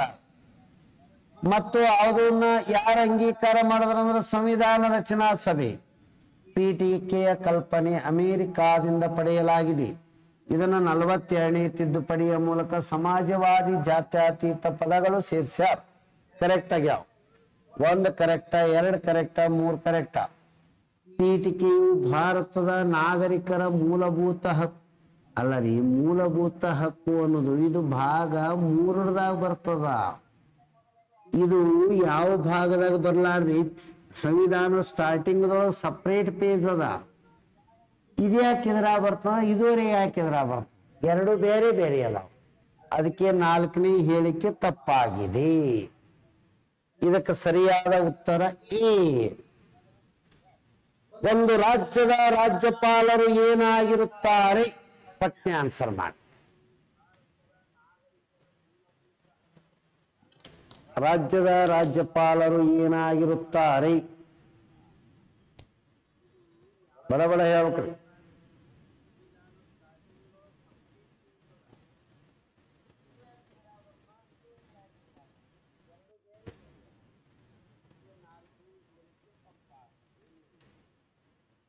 ಸರ್, ರಾಜ್ಯಪಾಲ ಎನ್ನುವ ಹುದ್ದೆ ಸಂವಿಧಾನಾತ್ಮಕ ಹುದ್ದೆ ಹೌದರೆ ಇಲ್ಲರಿ? ಹಾಗಾದರೆ ರಾಜ್ಯದ ರಾಜ್ಯಪಾಲರು ಸಂವಿಧಾನದ ಮೂಲಕ ರಾಜ್ಯದ ಪ್ರಥಮ ಪ್ರಜೆಯಾಗಿರುತ್ತಾರೆ. ಹಾಗಾದರೆ ಇವರು ರಾಜ್ಯದಲ್ಲಿ ಸಾಂವಿಧಾನಿಕ ಮುಖ್ಯಸ್ಥರು ಆಗಿರುತ್ತಾರೆ. ರಾಜ್ಯದ ಸಮಸ್ತ ಆಡಳಿತ ರಾಜ್ಯಪಾಲರ ಹೆಸರಿನಲ್ಲಿ ನಡೆಯುತ್ತದೆ. ಇವರಿಗೆ ವಯಸ್ಸು 35 ಆಗಿರಬೇಕು. ಇವರನ್ನ ರಾಷ್ಟ್ರಪತಿಗಳು ನೇಮಕ ಮಾಡುತ್ತಾರೆ. ಹಾಗಾದರೆ ಇವರು ರಾಜೀನಾಮೆಯನ್ನು ರಾಷ್ಟ್ರಪತಿಗೆ ಕೊಡಬೇಕು. ಇವರಿಗೆ ಪ್ರಮಾಣ ವಚನ ರಾಜ್ಯ ಹೈಕೋರ್ಟಿನ ಮುಖ್ಯ ನ್ಯಾಯಾಧೀಶ ಅಥವಾ ಇತರೆ ನ್ಯಾಯಾಧೀಶ ಕೊಡ್ತಾರ. ರಾಜ್ಯಪಾಲರ ಅಧಿಕಾರದ ಅವಧಿ ಎಷ್ಟು ದಿನ? In the pleasure of president, ರಾಷ್ಟ್ರಪತಿಗಳ ಇಚ್ಛೆ ಇರುವವರೆಗೂ ರಾಜ್ಯಪಾಲ ಮುಂದುವರಿಯುತ್ತಾನೆ. ಅದು ಹೇಳೋದು. ಕ್ವಶನ್ ನಂಬರ್ 33 ಪಟ್ನೆ ಹೇಳಿ. ಮಹಿಳೆಯರ ಘನತೆಗೆ ಅವಮಾನಕರವಾದ ಆಚರಣೆಗಳನ್ನು ತ್ಯಜಿಸುವುದು ಎದರ ಬರ್ತದ ಅಂತ ಕೇಳಲಿ. ಮಹಿಳೆಯರಿಗೆ ಯಾವಾಗಲೂ ಗೌರವ ನೀಡುವುದು ಇದು ಮೂಲಭೂತ ಕರ್ತವ್ಯಗಳಲ್ಲಿ ಬರ್ತದೆ ಸರ್. ಎದರ ಬರ್ತದೆ? ಇದು ಮೂಲಭೂತ ಕರ್ತವ್ಯ. ದೇಶದಲ್ಲಿ ಶಾಂತಿ ಕಾಪಾಡುವುದು, ಮಹಿಳೆಯರಿಗೆ ಗೌರವ ಕೊಡುವುದು, ದೇಶ ಯುದ್ಧದ ಸ್ಥಿತಿಯಲ್ಲಿದ್ದಾಗ ಬಾ ಅಂತಂದ್ರೆ ಹೋಗಬೇಕು, ರಾಷ್ಟ್ರಧ್ವಜ, ರಾಷ್ಟ್ರಗೀತೆ ಮತ್ತು ಸಂವಿಧಾನವನ್ನು ಗೌರವಿಸತಕ್ಕದ್ದು, 6 ರಿಂದ 14 ವರ್ಷದ ಮಕ್ಕಳಿಗೆ ಶಾಲೆಗೆ ಒಯ್ದು ತಂದೆ ತಾಯಿಗಳ ಬಿಟ್ಟು ಬರಬೇಕು. ಹಿಂಗ ಒಟ್ಟ 11 ಮೂಲಭೂತ ಡ್ಯೂಟೀಸ್ಗಳದಾವಲ್ಲ, ಅವೆಲ್ಲ ಅದರೊಳಗೆ ಮಹಿಳೆಯರ ಘನತೆ ಅನ್ನುವಾಡ ಬರ್ತದೆ. ನೆಕ್ಸ್ಟ್ 34ನೇದು, ಭಾರತದಲ್ಲಿ ರಾಷ್ಟ್ರ ಮತ್ತು ರಾಜ್ಯ ಮಟ್ಟದಲ್ಲಿ ಬಡತನವನ್ನು ಅಂದಾಜು ಮಾಡುವ ಸಂಸ್ಥೆ ಯಾರದಾರ? BPL, APL, ಇಷ್ಟೇ ಜನ ನಮ್ಮಲ್ಲಿ ಬಡವರು ಅದರ, ಇಷ್ಟೇ ಮಂದಿ ಶ್ರೀಮಂತರದಾರ ಅನ್ನೋದಕ್ಕೆ ರಿಯಲ್ ನೋಡಲ್ ಏಜೆನ್ಸಿ ಯಾವ್ದದ? ಪಟ್ನೆ ಆನ್ಸರ್ ಮಾಡಿ.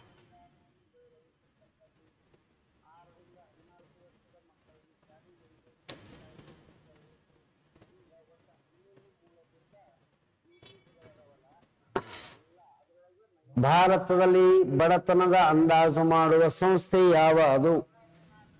ಆಗ ಯೋಜನಾ ಆಯೋಗ ಇತ್ತು. ಈಗ ಯಾರು ಹೇಳಬೇಕು ಅಂದ್ರೆ ನೀತಿ ಆಯೋಗ ಇದು ಹೇಳ. ಅವಾಗ ಯೋಜನಾ, ಈಗ ನೀತಿ ಅದರ ಜಾಗನ. ಭಾರತದ ಸಂವಿಧಾನದ ಯಾವ ಭಾಗ ತಿದ್ದುಪಡಿಯೊಂದಿಗೆ ವ್ಯವಹರಿಸುತ್ತದೆ? ಎಷ್ಟನೇ ಭಾಗದೊಳಗೆ ತಿದ್ದುಪಡಿಯ ವಿವರಣೆ ಅದ ಅಂತ ಕೇಳ್ತಾರ ಅವ್ರು. ತಿದ್ದುಪಡಿಯ ಮಾಡುವ ವಿಧಾನ ಒಂದೇ ಒಂದು 368 ದಕ್ಷಿಣ ಆಫ್ರಿಕಾದಿಂದ ಪಡೆಯಲಾಗಿದೆ. 3 ರೀತಿಯಲ್ಲಿ ಸಂವಿಧಾನ ತಿದ್ದುಪಡಿ ಮಾಡಬಹುದು.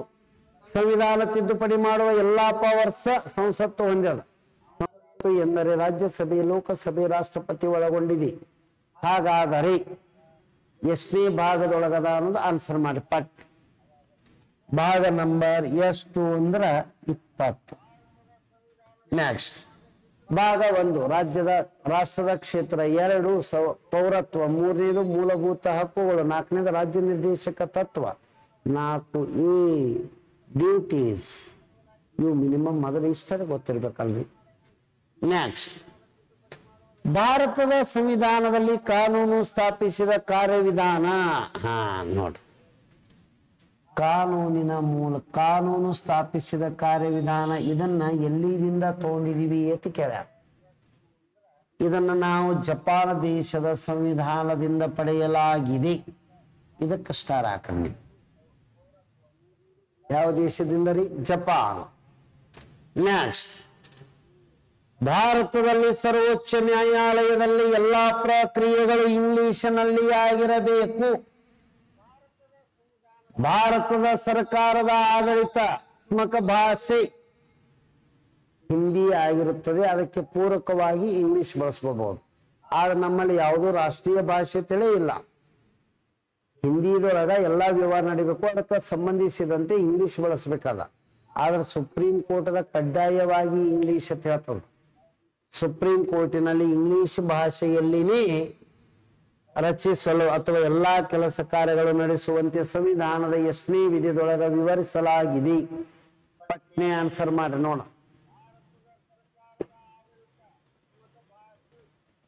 Question number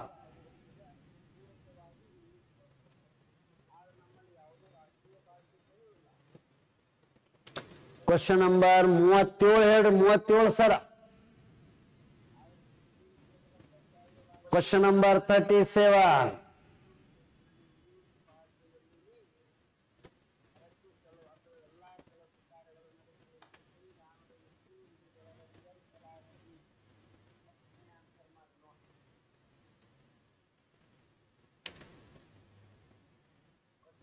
option number D.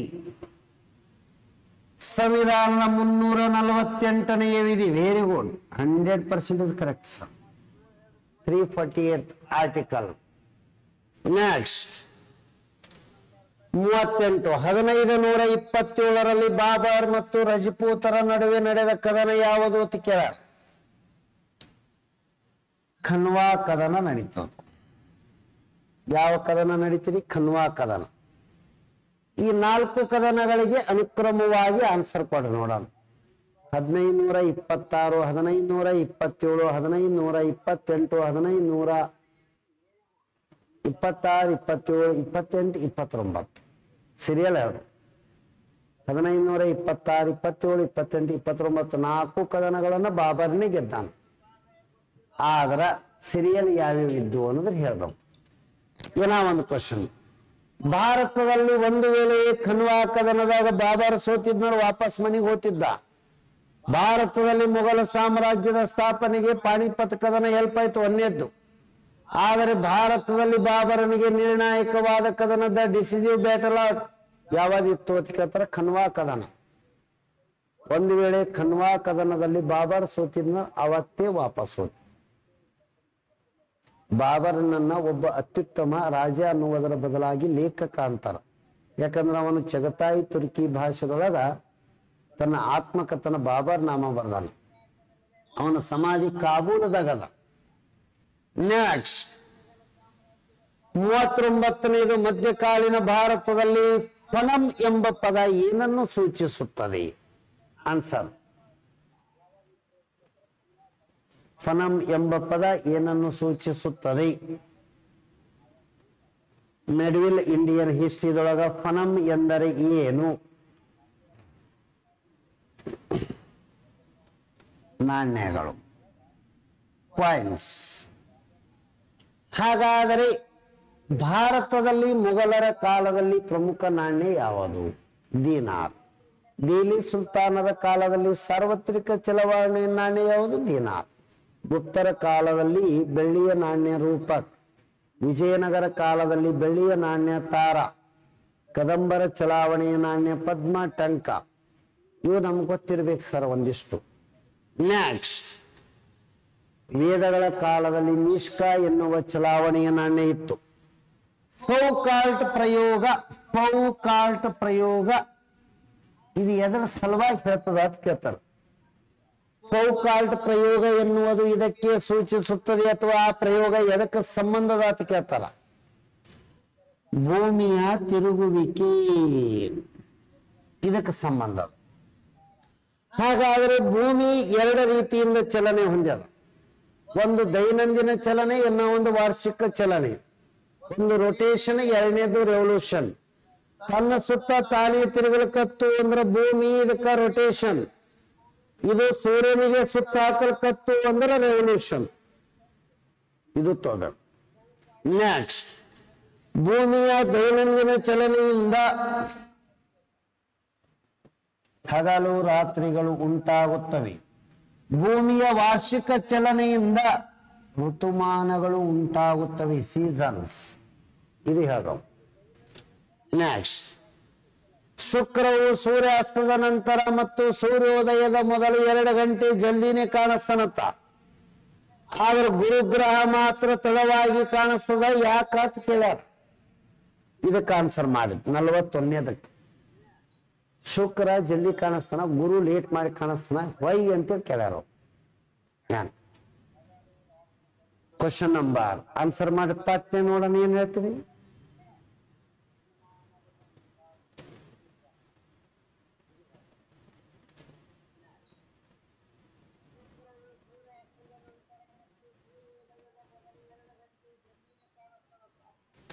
Question number 41ನೇದಕ್ಕೆ answer ಮಾಡಿ ಸರ.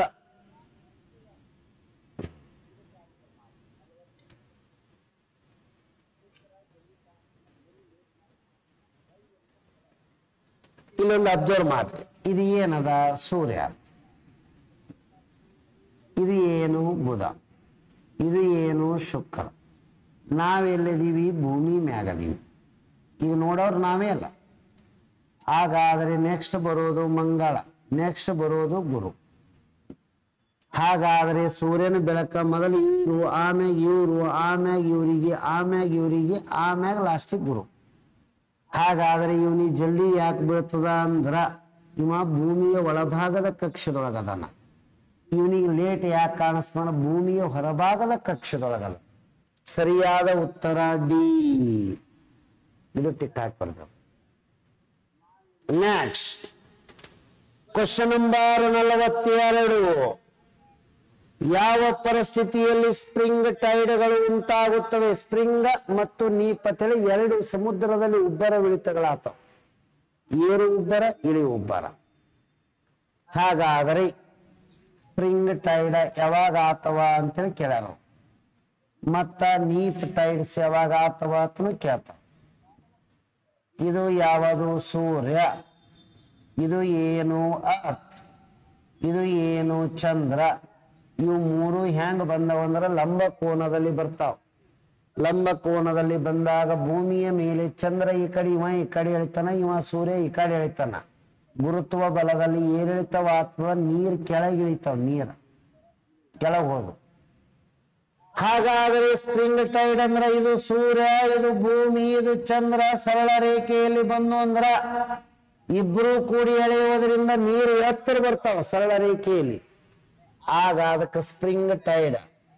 ಹಾಗಾದ್ರೆ ನಮಗ ಅವ್ರು ಏನ್ ಕೇಳ್ಯಾರ ಅನ್ನೋದು ನೋಡಿ ಹೇಳ್ರಿ.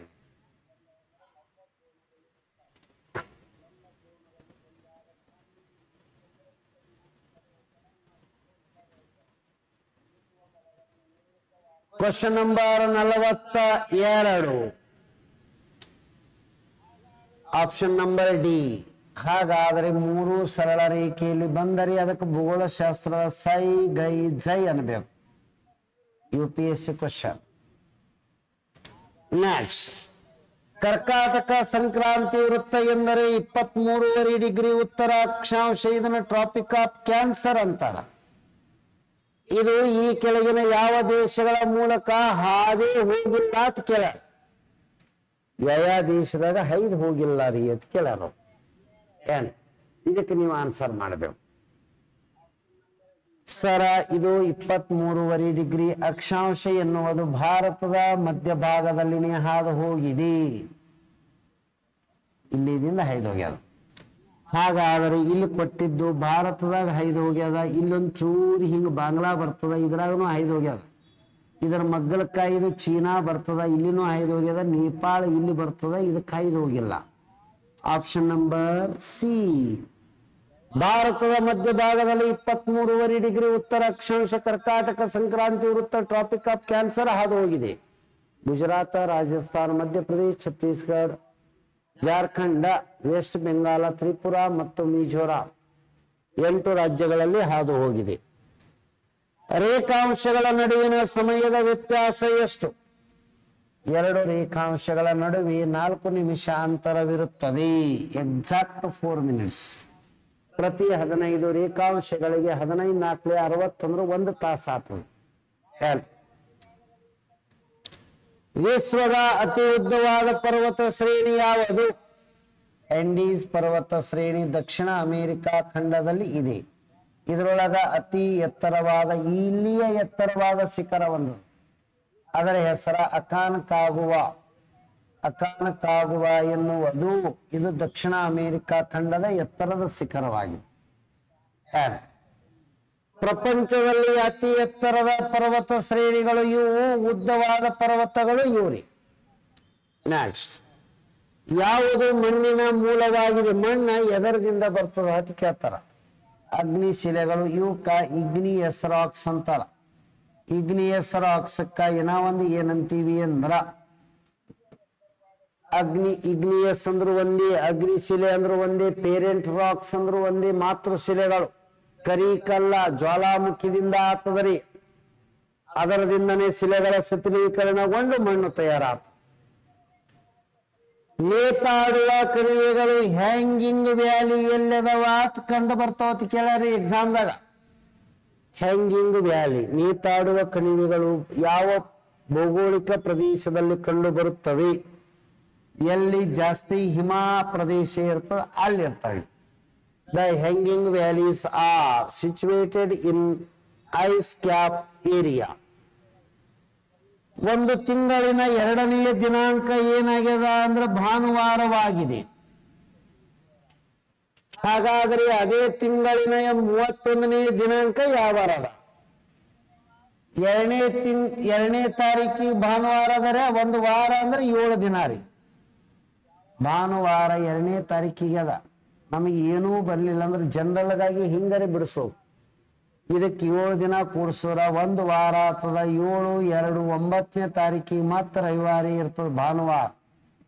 ಮತ್ತ 7 ದಿನ ಕೂಡಿಸ್ರಿ. ಮತ್ತ 7, 9, 16ನೇ ತಾರೀಕಿಗೆ ಭಾನುವಾರೇ ಬರ್ತದೆ. ಮತ್ತ 7 ಕೂಡಿಸ್ರಿ. 16, 7 ಎಷ್ಟು ಅಂದ್ರ 20, 23ನೇ ತಾರೀಕಿಗೆ ಮತ್ತ ಭಾನುವಾರನೇ ಬರ್ತದೆ. ಹಾಗಾದರೆ ಏನಂದ್ರೆ ಮತ್ತ 7 ಕೂಡಿಸ್ರಿ ಒಂದು ವಾರ. 7, 23, 7, 30ಕ್ಕೆ ಮತ್ತ ಭಾನುವಾರನೇ ಬರ್ತದೆ. ನಮ್ಮ 31 ಕೇಳ್ಯಾನ. 30 ಭಾನುವಾರ ಆದ್ರೆ 31 ಸೋಮವಾರ. ಅಗ್ದಿ ಸಾವಕಾಶ ಬಿಡಿಸ್ತಾರೆ, ಹಿಂಗ್ ಬಿಡಿಸ್ಬೋದು. ಹಾಗಾದ್ರೆ ಇದಕ್ಕೆ ಉತ್ತರ ಸೋಮವಾರ.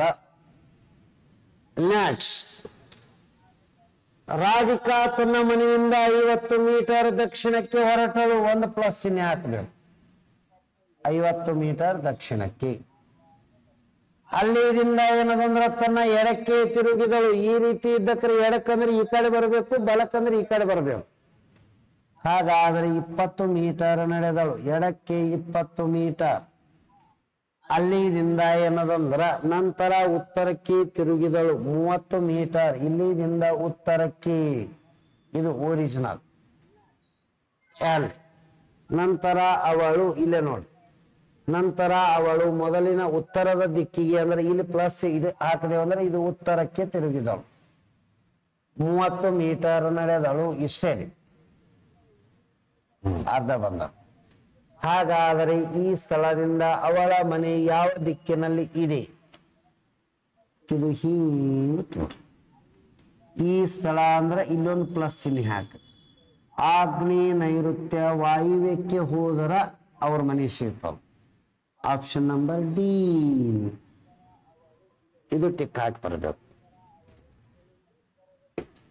ಜಡಗುಡ ಎನ್ನುವುದು ಯುರೇನಿಯಂ ನಿಕ್ಷೇಪದ ಗಣಿಗಳು ಅದಾವ. ಎಲ್ಲದವ ಅಂದ್ರೆ ಜಾರ್ಖಂಡ್ ರಾಜ್ಯದಲ್ಲಿ ಅದಾವ. ತುಮ್ಮಲಪಳ್ಳಿ ಆಂಧ್ರ ಪ್ರದೇಶದೊಳಗದಾವ್ರಿ. ನೆಕ್ಸ್ಟ್ 51ನೇ ಕ್ವಶನ್. ಜಿಂಕೆಗಳಿಗೆ ಕಾಲ ಮತ್ತು ತಲೆ ಎಣಸಂದಾರ. ಹಾಗಾದ್ರೆ ಅಲ್ಲಿ ಇರುವ ನವಿಲುಗಳು ಎಷ್ಟು ಅಂತ ಕೇಳ್ತಾರ. ಅಂದ್ರೆ 2 ಈಕ್ವಲ್ ಇದ್ದಕ್ರೆ ಇರ್ತದ ಕ್ವಶನ್. ಒಂದು ಮೃಗಾಲಯದಲ್ಲಿ ಜಿಂಕೆ ಮತ್ತು ನವಿಲುಗಳು ಸಮನಾಗಿವೆ. ತಲೆಗಳನ್ನು ಎಣಿಸಿದರೆ ಅಥವಾ ಸಮನಾಗಿಲ್ಲ. ಜಿಂಕೆ ಮತ್ತು ನವಿಲುಗಳು ಇವೆ. ತಲೆಗಳು ಎಣಿಸಿದ್ರೆ 80 ಆಗಬೇಕು. ಕಾಲು ಎಣಿಸಿದ್ರೆ 200 ಆಗಬೇಕು. ನವಿಲಿಗೆ ಸವತಿ ಕೇಳ್ಯಾರ. ಸರ ಜಿಂಕೆ ಮತ್ತು ನವಿಲು. ಫಸ್ಟ್ ನವಿಲು ತೋಳ, ಆಮ್ಯಾಗ ಜಿಂಕೆ ತೋಳನ್. ಇಲ್ಲಿ ತಲಿ ಅನ್ನೋದು ವರ್ಡ್ ತೋಳನ್. ಇಲ್ಲಿ ಕಾಲು ಅನ್ನೋದು ವರ್ಡ್ ತೋಳನ್. ಎಲ್ಲಾ ಪ್ರಾಣಿಗಳಿಗೆ ತಲಿಗಳು ಒಂದೊಂದೇ ಇರ್ತಾವ ಅನ್ನೋದು ಗೊತ್ತಿರ್ಬೇಕು. ನವಿಲಿಗೆ ಕಾಲು 2 ಇರ್ತಾವ, ಜಿಂಕೆಗೆ 4 ಇರ್ತಾವ. ಈ ಲೆಕ್ಕ ತಗೊಂಡಕ್ರ ಕರೆಕ್ಟ್ ಬರಬೇಕು. ಯಾವುದಾದ್ರೂ ಒಂದು ಇದ್ರಾಗಿನ ಆನ್ಸರ್ ತಗೊಂಡು ವ್ಯಾಲ್ಯೂ ಪುಟ್ ಅಪ್ ಮಾಡಿ ನೋಡಿದ್ರೆ ತಾನೇ ಬರುತ್ತವ್ರಿ. ಟೋಟಲ್ ತಲಿನಿ 80 ಆಗ್ಬೇಕಂತ ಹೇಳ್ಯಾರ. ಹಾಗಾದ್ರೆ ಇಲ್ಲಿ 20 ತಲಿ ತಗೊಂಡೇವಂದ್ರ ಈಗ ಏನಂದ್ರೆ 20 ಆಯ್ತು ರಿಸಲ್ಟ್. ಇದು ಎಷ್ಟಾಗಬೇಕು ಅಂದ್ರೆ 60. ಇದು 60 ಕೂಡ್ಸರಿ 80 ತಲಿ ಆಯ್ತು. 20ಕ್ಕ 2 ಕಾಲ್ ಅದಾವ ಅಂದ್ರೆ 40 ಆಯ್ತು. ಹಾಗಾದ್ರೆ 60 ಇವು ಅದಾವ ಅಂದ್ರೆ 6 4 24 ಆಯ್ತು. 2 ಕೂಡ್ಸಿದ್ರ 280 ಆಗ. ತಪ್ಪಾಗ್ಯದು ಇಲ್ಲೋ ನೋಡ್ರಿ. ನೋಡೋಣ. ತಪ್ಪಾಯ್ತು. ಕಾಲು 200 ಬರ್ಬೇಕು. 280 ಬಂದು ಕೂತಾವ. ಇದು ತಪ್ಪ. ಈಗ ಬೇರೆದ ಆನ್ಸರ್ ತಗೊಂಡು ಹಿಂಗೆ ಬಿಡಿಸ್ರಿ ತಾನೇ ಬರ್ತದ. ಅದ್ರಾಗ ಏನು ಅಂತಪ್ಪದೇನು, ಅಗ್ದಿ ಬೇಸಿಕ್. ಹಾಗಾದ್ರೆ ಈ ಸಲ 50 ತಿಳಿತು. ಸುಮ್ ನಿಮ್ ಕಾನ್ಸೆಪ್ಟ್. ಇವ್ರಿಗೆ 30 ತಗೊಂಡೇವ ತಿಳಿರಿ. ಟೋಟಲ್ 80 ತಲಿಯಾದ. 50 × 2 ಅಂದ್ರೆ ಇದು 100 ಆಯ್ತು. ಹಾಗಾದ್ರೆ 34 ಅಂದ್ರೆ ಇದು ಎಷ್ಟಾಯ್ತು? 120. ನಮಗೆ ಇದು 220 ಆಯ್ತು. ಇಲ್ಲಿ ಎಷ್ಟು ಬರ್ಬೇಕಾಗ್ಯದ? 200 ಬರ್ಬೇಕಾಗ್ಯದ. ಅದನ್ನು ಉತ್ತರ ತಪ್ಪಾಯ್ತು. ಈ ಸಲ ಎಷ್ಟು ತಗೋಬೇಕು ನೋಡಿ.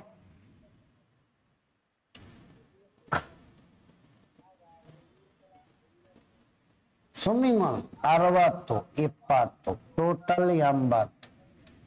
60, 20, 120. ಹಾಗಾದ್ರೆ 20, 80 ಕೂಡ ಸರಿ 200 ಆಗ್ತದೆ ನೋಡಿ. ಅವ ಹೇಳಿದ ಸ್ಟೇಟ್ಮೆಂಟ್ ಕರೆಕ್ಟ್ ಆಯ್ತ್ರೆ. Option number D correct.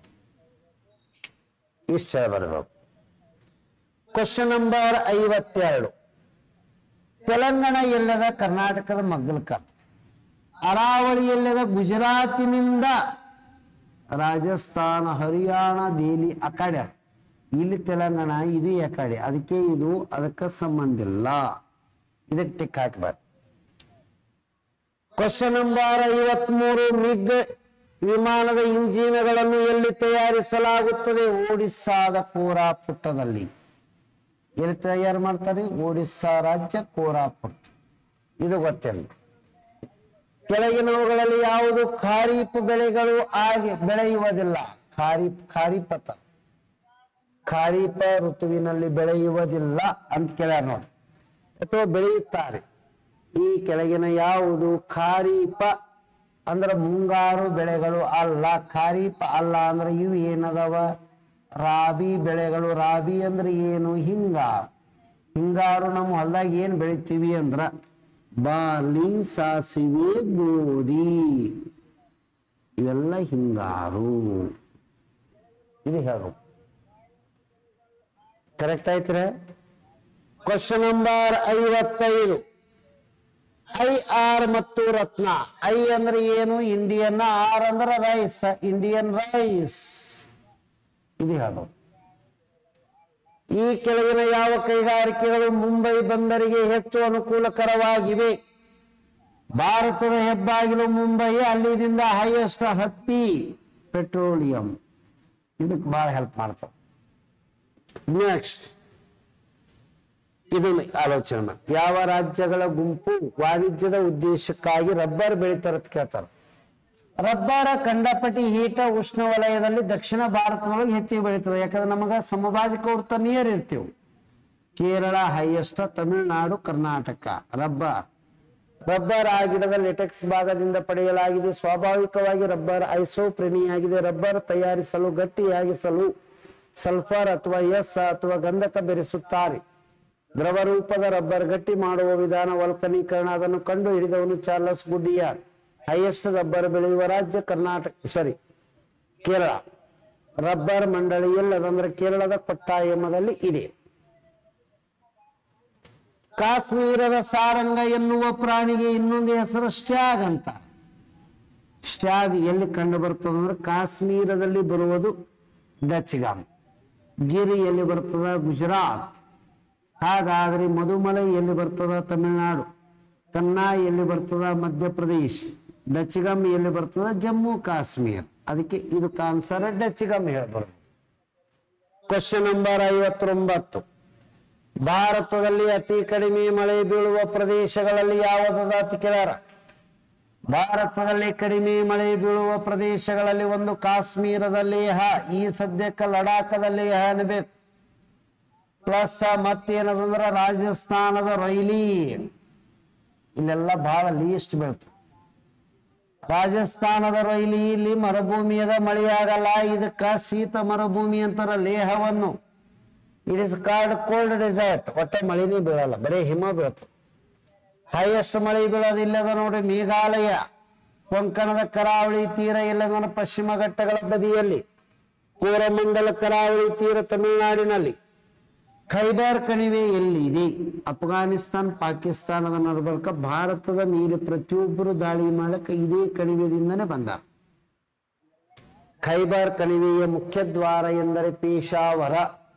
ಅದಕ್ಕಂತಾರ. Next, A B ಯ ಸಹೋದರ. ಅವರಿಬ್ರು ಅಣ್ಣ ತಮ್ಮರತ್ತ. ಎ ಅನ್ನವ ಬಿ ಯ ಸಹೋದರ ಅದಾನ. ಸಿಯು ಏನ ತಾಯಿ, ಸಿ ಅನ್ನೋರು ಏನ ತಾಯಿಯಾಗಿದ್ದಾರೆ, ಏನ ತಾಯಿಯಾಗಿದ್ದಾರೆ. ಬಿಯು ಡಿಯ ಮೊಮ್ಮಗಳು, ಬಿ ಎನ್ನುವವರು ಡಿಯ ಮೊಮ್ಮಗಳು, ಬಿಯು ಡಿಯ ಮೊಮ್ಮಗಳು. ಎಫ್ ಯು ಏನ ಮಗ, ಎಫ್ ಯು ಯಾರ ಮಗ ಅಂದ್ರ ಎಯ ಮಗ, ಇವರು ತಾಯಿ. ಹಾಗಾದರೆ ಏನ ಎಫ್ ಎನ್ನುವವರು ಎಯ ಮಗ, ಈ ಕಡೆ ಮಗ, ಈ ಕಡೆ ತಾಯಿ ಅಂದ್ರೆ ಮೇಲೆ. ಇದು ಸಹೋದರ ಅಂದ್ರೆ ಪಕ್ಕಕ್ಕಿರ್ತಾರೆ ಯಾವಾಗ, ಸಹೋದರ. ಹಾಗಾದರೆ ಡಿಯ ಮೊಮ್ಮಗಳು ಬಿ ಎಂದರ, ಬಿಗೆ ಇಲ್ಲಿ ಇವರು ಸೊಸಿಯಾದರು. ಹಾಗಾದರೆ ಸೊಸಿ ಬರಬೇಕು ಅಂದ್ರೆ ಇಲ್ಲಿ ಇವರಿಗೆ ಮಗ ಇರಬೇಕು. ಹಾಗಾದರೆ ಇವರಿಬ್ಬರು ಮೊಮ್ಮಕ್ಕಳಾದರು. ಯಾರಿಗೆ? ಸಾರಿ, ಡಿಗೆ. ಡಿಗೆ ಇವರಿಬ್ರು ಮೊಮ್ಮಕ್ಕಳು.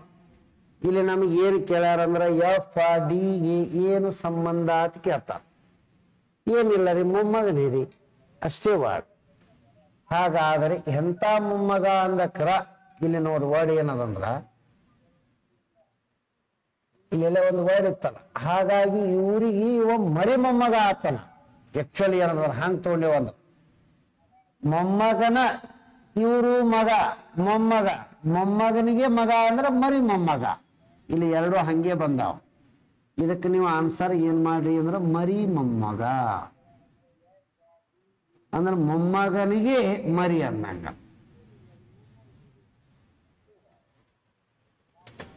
ಈ ಕೆಳಗಿನ ಯಾವ ಹೇಳಿಕೆಗಳು ಸರಿಯಾಗಿವೆ? ಅಬ್ರಕ ಎನ್ನುವುದು ಕೋಧರ್ಮ ಎನ್ನುವುದರಲ್ಲಿ ಕಂಡು ಬರ್ತದೆ. ಅದು ಎಲ್ಲದ ಹೇಳಿ?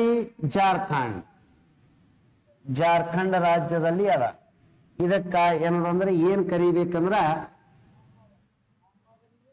ಅಬ್ರಕಕ್ಕ ಮೈಕಾ ಅಂತಾರ. ಮೈಕಾ ಕ್ಯಾಪಿಟಲ್ ಅಂದ್ರೆ ಕೋಧರ್ಮ. ಕಡಪ ಎನ್ನುವುದು ಕಲ ಸಿಗ್ತಾವ. ಇದು ಸರಿ ಅದ, ಇದು ತಪ್ಪಾಗಿದೆ. ವಜ್ರ ಸಿಗಲ್ಲ. ಪೆಟ್ರೋಲಿಯಂ ಅರಾವಳಿಯಲ್ಲಿ ಸಿಗುತ್ತದೆ, ತಪ್ಪಾಗಿದೆ. ನೈಸರ್ಗಿಕ ಅನಿಲ ಧಾರವಾಡದಲ್ಲಿ ಸಿಗುತ್ತದೆ, ತಪ್ಪಾಗಿದೆ. ಧಾರವಾಡ ಶಿಲಾ ರಚನೆಯಲ್ಲಿ ಮೆಗ್ನೀಷಿಯಂ ಸಿಗ್ತದ. ಪೆಟ್ರೋಲಿಯಂ ಎಲ್ಲಿ ಸಿಗ್ತದ ಅಂದ್ರ ಬ್ರಹ್ಮಪುತ್ರ ನದಿ ಕಣಿವೆಯಲ್ಲಿ ಸಿಗ್ತದ. ಕಡಪಾದೊಳಗ ಕಲ್ಲು ಸಿಗ್ತಾವ, ಕೆಳಗೆ ನೆಲಕ್ಕೆ ಹಾಕಲಕ್ಕ. ಭಾರತದಲ್ಲಿ ಬಾಟನಿಕಲ್ ಸರ್ವೆ ಆಫ್ ಇಂಡಿಯಾ, ಭಾರತದ ಸಸ್ಯೋದ್ಯಾನ ಎಲ್ಲದ ಅಂತ ಕೇಳ್ತಾರ? ಕಲ್ಕತ್ತಾ, BSI ಅಂತೇಳಿ ಕರಿತೇವೆ ನಾವು. ಹಾಗಾದ್ರೆ ಜೂಲಾಜಿಕಲ್ ಸರ್ವೆ ಆಫ್ ಇಂಡಿಯಾ ಎಲ್ಲದ ಅಂತ ಕೇಳ್ತಾರ? Dehradun. L forest survey of India, ಅದನ್ನು FSI, ZSI, BSI ಅಂತೇಳಿ ಬರ್ತಾವ. ಬಾಟಿಕಲ್ ಸರ್ವೆ ಕಲ್ಕತ್ತಾ, ZSI ಅಂದ್ರೆ ಜೂಲಾಜಿಕಲ್ ಸರ್ವೆ ಡೆಹ್ರಾಡೂನ್. ಒಂದು ಏನದಂದ್ರ ಇವು ಒಟ್ಟು ಮೂರಕ್ಕ ಕರೆಕ್ಟ್ ಆಗಿ ನೆನ್ಪಿಟ್ಕೊಂಡು ಬಿಡಿಸ್ತಾರೆ ಇವು. ನೆಕ್ಸ್ಟ್, ಬೆಳೆ ತಿರುಗುವಿಕೆ ಎಂದರೆ ಇದರ ಅರ್ಥ ಏನಂದ್ರ ಮಣ್ಣಿನ ಫಲವತ್ತತೆಯನ್ನು ಹೆಚ್ಚಿಗೆ ಮಾಡಕ್ಕ. ಮುಂಗಾರು ದ್ವಿದಳ ಬಿತ್ತೋದು, ತೊಗರಿ. ಆ ದ್ವಿದಳ ಬಿತ್ತನ ಮಣ್ಣಿನಲ್ಲಿ ನೈಟ್ರೋಜನ್ ಪ್ರಮಾಣ ಹೆಚ್ಚಿಗೆ ಆಗಿಬಿಡ್ತದ್ರಿ, ಅವಾಗ ಏಕದಳ ಬಿತ್ತೋದು, ಜ್ವಾಳ. ಬಾರಿ ಎರಡು ಬೆಳೆ ಚಲೋ ಬರ್ತಾವ. ಒಟ್ಟಿನಲ್ಲಿ ಇದರಿಂದ ಮಣ್ಣಿನ ಫಲವತ್ತತೆ, ಫರ್ಟಿಲಿಟಿ ಕಾಪಾಡುವುದಕ್ಕೆ ಅಂತಾರ. 66, ಕೆಳಗಿನವುಗಳಲ್ಲಿ ಯಾವುದು ಅತ್ಯಂತ ಪೂರ್ವಕ್ಕೆ ಇರುವ ನಗರವಾಗಿದೆ? ಅದನ್ನೇ ಹೇಳಿನಿ, ರೇಖಾಂಶಗಳು ಹಿಂಗಿರಲ್ಲ, ಸ್ಟ್ರೇಟ್ ರೀ.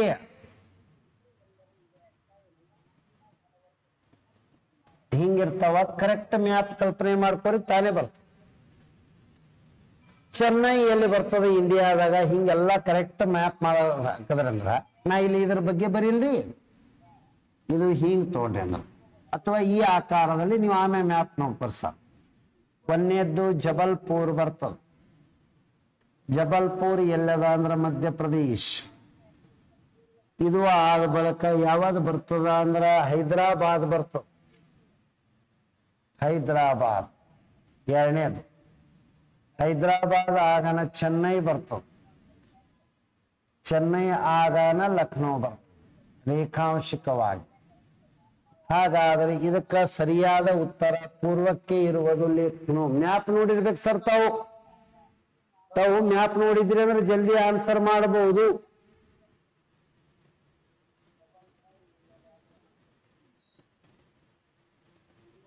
ನೆಕ್ಸ್ಟ್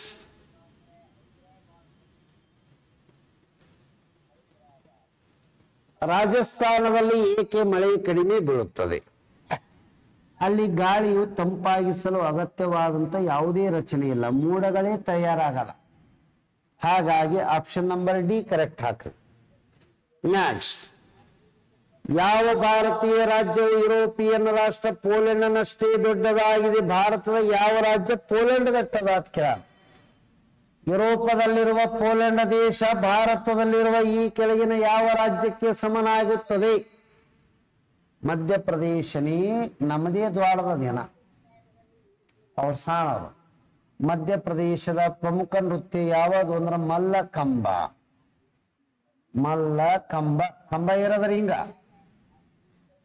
ಬಿಲಾಯಿ ಸ್ಟೀಲ್ ಪ್ಲಾಂಟ್ ಯಾರ ಸಹಾಯದಿಂದ ಸ್ಥಾಪಿಸಲಾಗಿದೆ? ಬಿಲಾಯಿ ಮತ್ತು ಬೊಕಾರೋ ಎರಡು ಯಾರ ಬಗ್ಗೆ ಹೇಳಬೇಕು ಅಂದ್ರ USSR. ಬಿಲಾಯಿ ಮತ್ತು ಬೊಕಾರೋ ಇವು ಎರಡು ಯಾರ ಟೈಮ್ದಾಗ ಅಂದ್ರೆ USSR ಅಂದ್ರೆ ರಷ್ಯಾ ರೀ, USSR. ಹಾಗಾದ್ರೆ ಬಿಲಾಯಿ ಎನ್ನುವುದು 2ನೇ ಪಂಚವಾರ್ಷಿಕ ಯೋಜನೆ ಅದ, ಬೊಕಾರೋ ಎನ್ನುವುದು 3ನೇ ಪಂಚವಾರ್ಷಿಕ ಅದ ರೀ. ಒಂದು ಏನದಂದ್ರ ರೂರ್ಕೆಲಾ ತಿಳಿ ಒಂದು ಬರ್ತದ ಸರ. ರೂರ್ಕೆಲಾ ಇದು ಎಲ್ಲದಂದ್ರ ಒಡಿಸ್ಸಾದಲ್ಲಿ ಬರುತ್ತದೆ. ಇದು ಬ್ರಾಹ್ಮಿಣಿ ನದಿಯ ದಡದಲ್ಲಿ. ಇದಕ್ಕ ಜರ್ಮನಿದವರು ರೊಕ್ಕ ಕೊಟ್ರು ಅಂದ್ರೆ ಸ್ವಲ್ಪ ಹೆಲ್ಪ್ ಮಾಡ್ಯಾರ. ಜರ್ಮನಿದವರ ತಂತ್ರಜ್ಞಾನದ ಸಹಾಯ ಮಾಡ್ಯಾರ. ಇನ್ನ ಒಂದು ಯಾವುದು ಬರ್ತದ ಅಂದ್ರ ಪಶ್ಚಿಮ ಬಂಗಾಳದಲ್ಲಿ ಬರ್ತದ ಸರ್. ಅದಕ್ಕ ಗ್ರೇಟ್ ಬ್ರಿಟನ್ದವರು ಸಹಾಯ ಮಾಡ್ಯಾರ. ದುರ್ಗಾಪುರ ಇದು ಏನದಂದ್ರ ವೆಸ್ಟ್ ಬೆಂಗಾಳದಲ್ಲಿ. ಭಾರತದಲ್ಲಿ ಸ್ಥಾಪಿಸಲ್ಪಟ್ಟ ಮೊದಲ ಸೀ ಸೋರ್ಡ್ ಐರನ್ ಪ್ಲಾಂಟ್, ಕಡಲ ತೀರದ ಮೊದಲ ಕಬ್ಬಿಣದ ಕೈಗಾರಿಕೆ ವಿಶಾಖಪಟ್ಟಣಂ. ಪ್ರಪಂಚದ ಅತ್ಯುತ್ತಮ ಸ್ಟೀಲ್ ಉತ್ಪಾದನೆ ಮಾಡುವುದು ತಮಿಳುನಾಡಿನ ಸಲೇಮ್. ಇದು ಹೇಳ್ಬೇಕಂದ್ರೆ. ನೆಕ್ಸ್ಟ್ ಕ್ವಶನ್ ನಂಬರ್ ಇದಕ್ಕೆ ಪ್ರಾಚೀನ ಕಾಲದಲ್ಲಿ ಬಲದಿಂದ ಎಡಕ್ಕೆ ಬರೆಯುವುದು ಅಂದ್ರೆ ಹಿಂಗ್ ಬರೆಯದ್ರಿ. ಬಲದಿಂದ ಎಡಕ್ಕೆ ಬರೆಯುವ ಲಿಪಿ ಯಾವುದು ಅಂದ್ರೆ ಖರೋಷ್ಠಿ ಲಿಪಿಯಾಗಿತ್ತು. ಬ್ರಾಹ್ಮಿ ಲಿಪಿಯನ್ನ ಮದರ್ ಆಫ್ ಸ್ಕ್ರಿಪ್ಟ್ ಎಂದು ಕರೆಯಲಾಗುತ್ತದೆ. ಹಾಗಾದ್ರೆ ಅವತ್ತಿನ ಬ್ರಾಹ್ಮಿ ಲಿಪಿಯನ್ನು ಯಾರು ಓದ್ಯಾರ ಅಂತ ಕೇಳ್ತಾರ? ಜೇಮ್ಸ್ ಪ್ರಿನ್ಸಿಪ್ ಓದ್ಯಾರ. ಅಶೋಕನ ಶಾಸನ ಓದ್ದವರು ಯಾರು ಅಂದ್ರೆ ಜೇಮ್ಸ್ ಪ್ರಿನ್ಸಿಪ್ 1837. ಬ್ರಾಹ್ಮಿ ಲಿಪಿ ಎನ್ನುವುದು ಇವತ್ತಿನ ಹಿಂದಿ ಬರೆಯುವ ದೇವನಾಗಿರಿ ಲಿಪಿಯಾಗಿ ಮಾರ್ಪಾಟು ಹೊಂದಿದೆ. ದ ಮದರ್ ಆಫ್ ಸ್ಕ್ರಿಪ್ಟ್ ಬ್ರಾಹ್ಮಿ. ಹಾಗಾದ್ರೆ ಮರಾಠರು ತಮ್ಮ ಆಡಳಿತದಲ್ಲಿ ಮರಾಠಿ ಬರ್ಲಿಕ್ಕ ಏನು ಅಂದ್ರೆ ಮೂಡಿ ಲಿಪಿ ಬಳಸ್ತಾ ಇದ್ರು. ಕನ್ನಡ ಬರ್ಲಿಕ್ಕ ಕದಂಬ ಲಿಪಿ ಬಳಸ್ತಾರ. 71 ದೇಶದ ಬಿಕ್ಕಟ್ಟಿನ ಸಂದರ್ಭದಲ್ಲಿ ಬಳಸಬೇಕಾದ ಆಹಾರ ಧಾನ್ಯಗಳನ್ನು ಸಂರಕ್ಷಣೆ ಮಾಡಲು ಭಾರತದಲ್ಲಿ ಅತ್ಯಂತ ಪುರಾತನ ಒಂದು ದಾಖಲಾತಿ ಸಿಕ್ಕದರೆ ವೇರ್ ಹೌಸ್ಗಳು ಇರಬೇಕು ಅಂತೇಳಿ ಹೇಳೋದು. ಅದು ಸೋಗೌರ ತಾಮ್ರ ಶಾಸನದಲ್ಲಿ ವಿವರಿಸಲಾಗಿದೆ ವೇರ್ ಹೌಸ್ಗಳ ಬಗ್ಗೆ. ಇದು ಗೊತ್ತಿರಲಿ. ಮಿಲಿಂದ ಪನ್ನೋ ಎನ್ನುವುದು ಬೌದ್ಧ ಧರ್ಮದ ನಡವಳಿಕೆ ಧಾರ್ಮಿಕ ವಿಚಾರ ಆಗ್ಯದ. ಇಂಡೋ ಗ್ರೀಕ್ ದೊರೆ ಮಿಯಾಂಡರ್ ಮತ್ತು ಬೌದ್ಧ ಸನ್ಯಾಸಿನಿ ನಾಗಸೇನನ ನಡವಳಿಕೆ ಇರುವಂತ ಧಾರ್ಮಿಕ ಚರ್ಚೆಯನ್ನು ಒಳಗೊಂಡಿದೆ. ಅದು ಗೊತ್ತಿರಬೇಕು. ಕೆಳಗಿನವುಗಳಲ್ಲಿ ಯಾವುದು ವೇದಗಳ ಕೆಲವು ಸ್ತೋತ್ರಗಳನ್ನು ಬ್ರಹ್ಮವಾದಿನಿ ಬರೆದಿದ್ದಾರೆ? ಯಾರನ್ನು ರಚಿಸಿದ ಬ್ರಹ್ಮವಾದಿನಿ ಯಾರು? ಕೆಲವು ಸಂಸ್ಕೃತ ಶ್ಲೋಕಗಳನ್ನು ಬರೆದವರು ಯಾರು? ಮಹಿಳೆ ಅಂತ ಕೇಳ್ತಾರ. ಲೋಪ ಮುದ್ರಿ ಅಂತ ಹೇಳಿ ಬರ್ತಾರ. ಯಾರು ಬರ್ತಾರ್ರಿ? ಲೋಪ ಮುದ್ರಿ ಅಂತ ಹೇಳಿ ಕರಿತೇವೆ ನಾವು. ನೆಕ್ಸ್ಟ್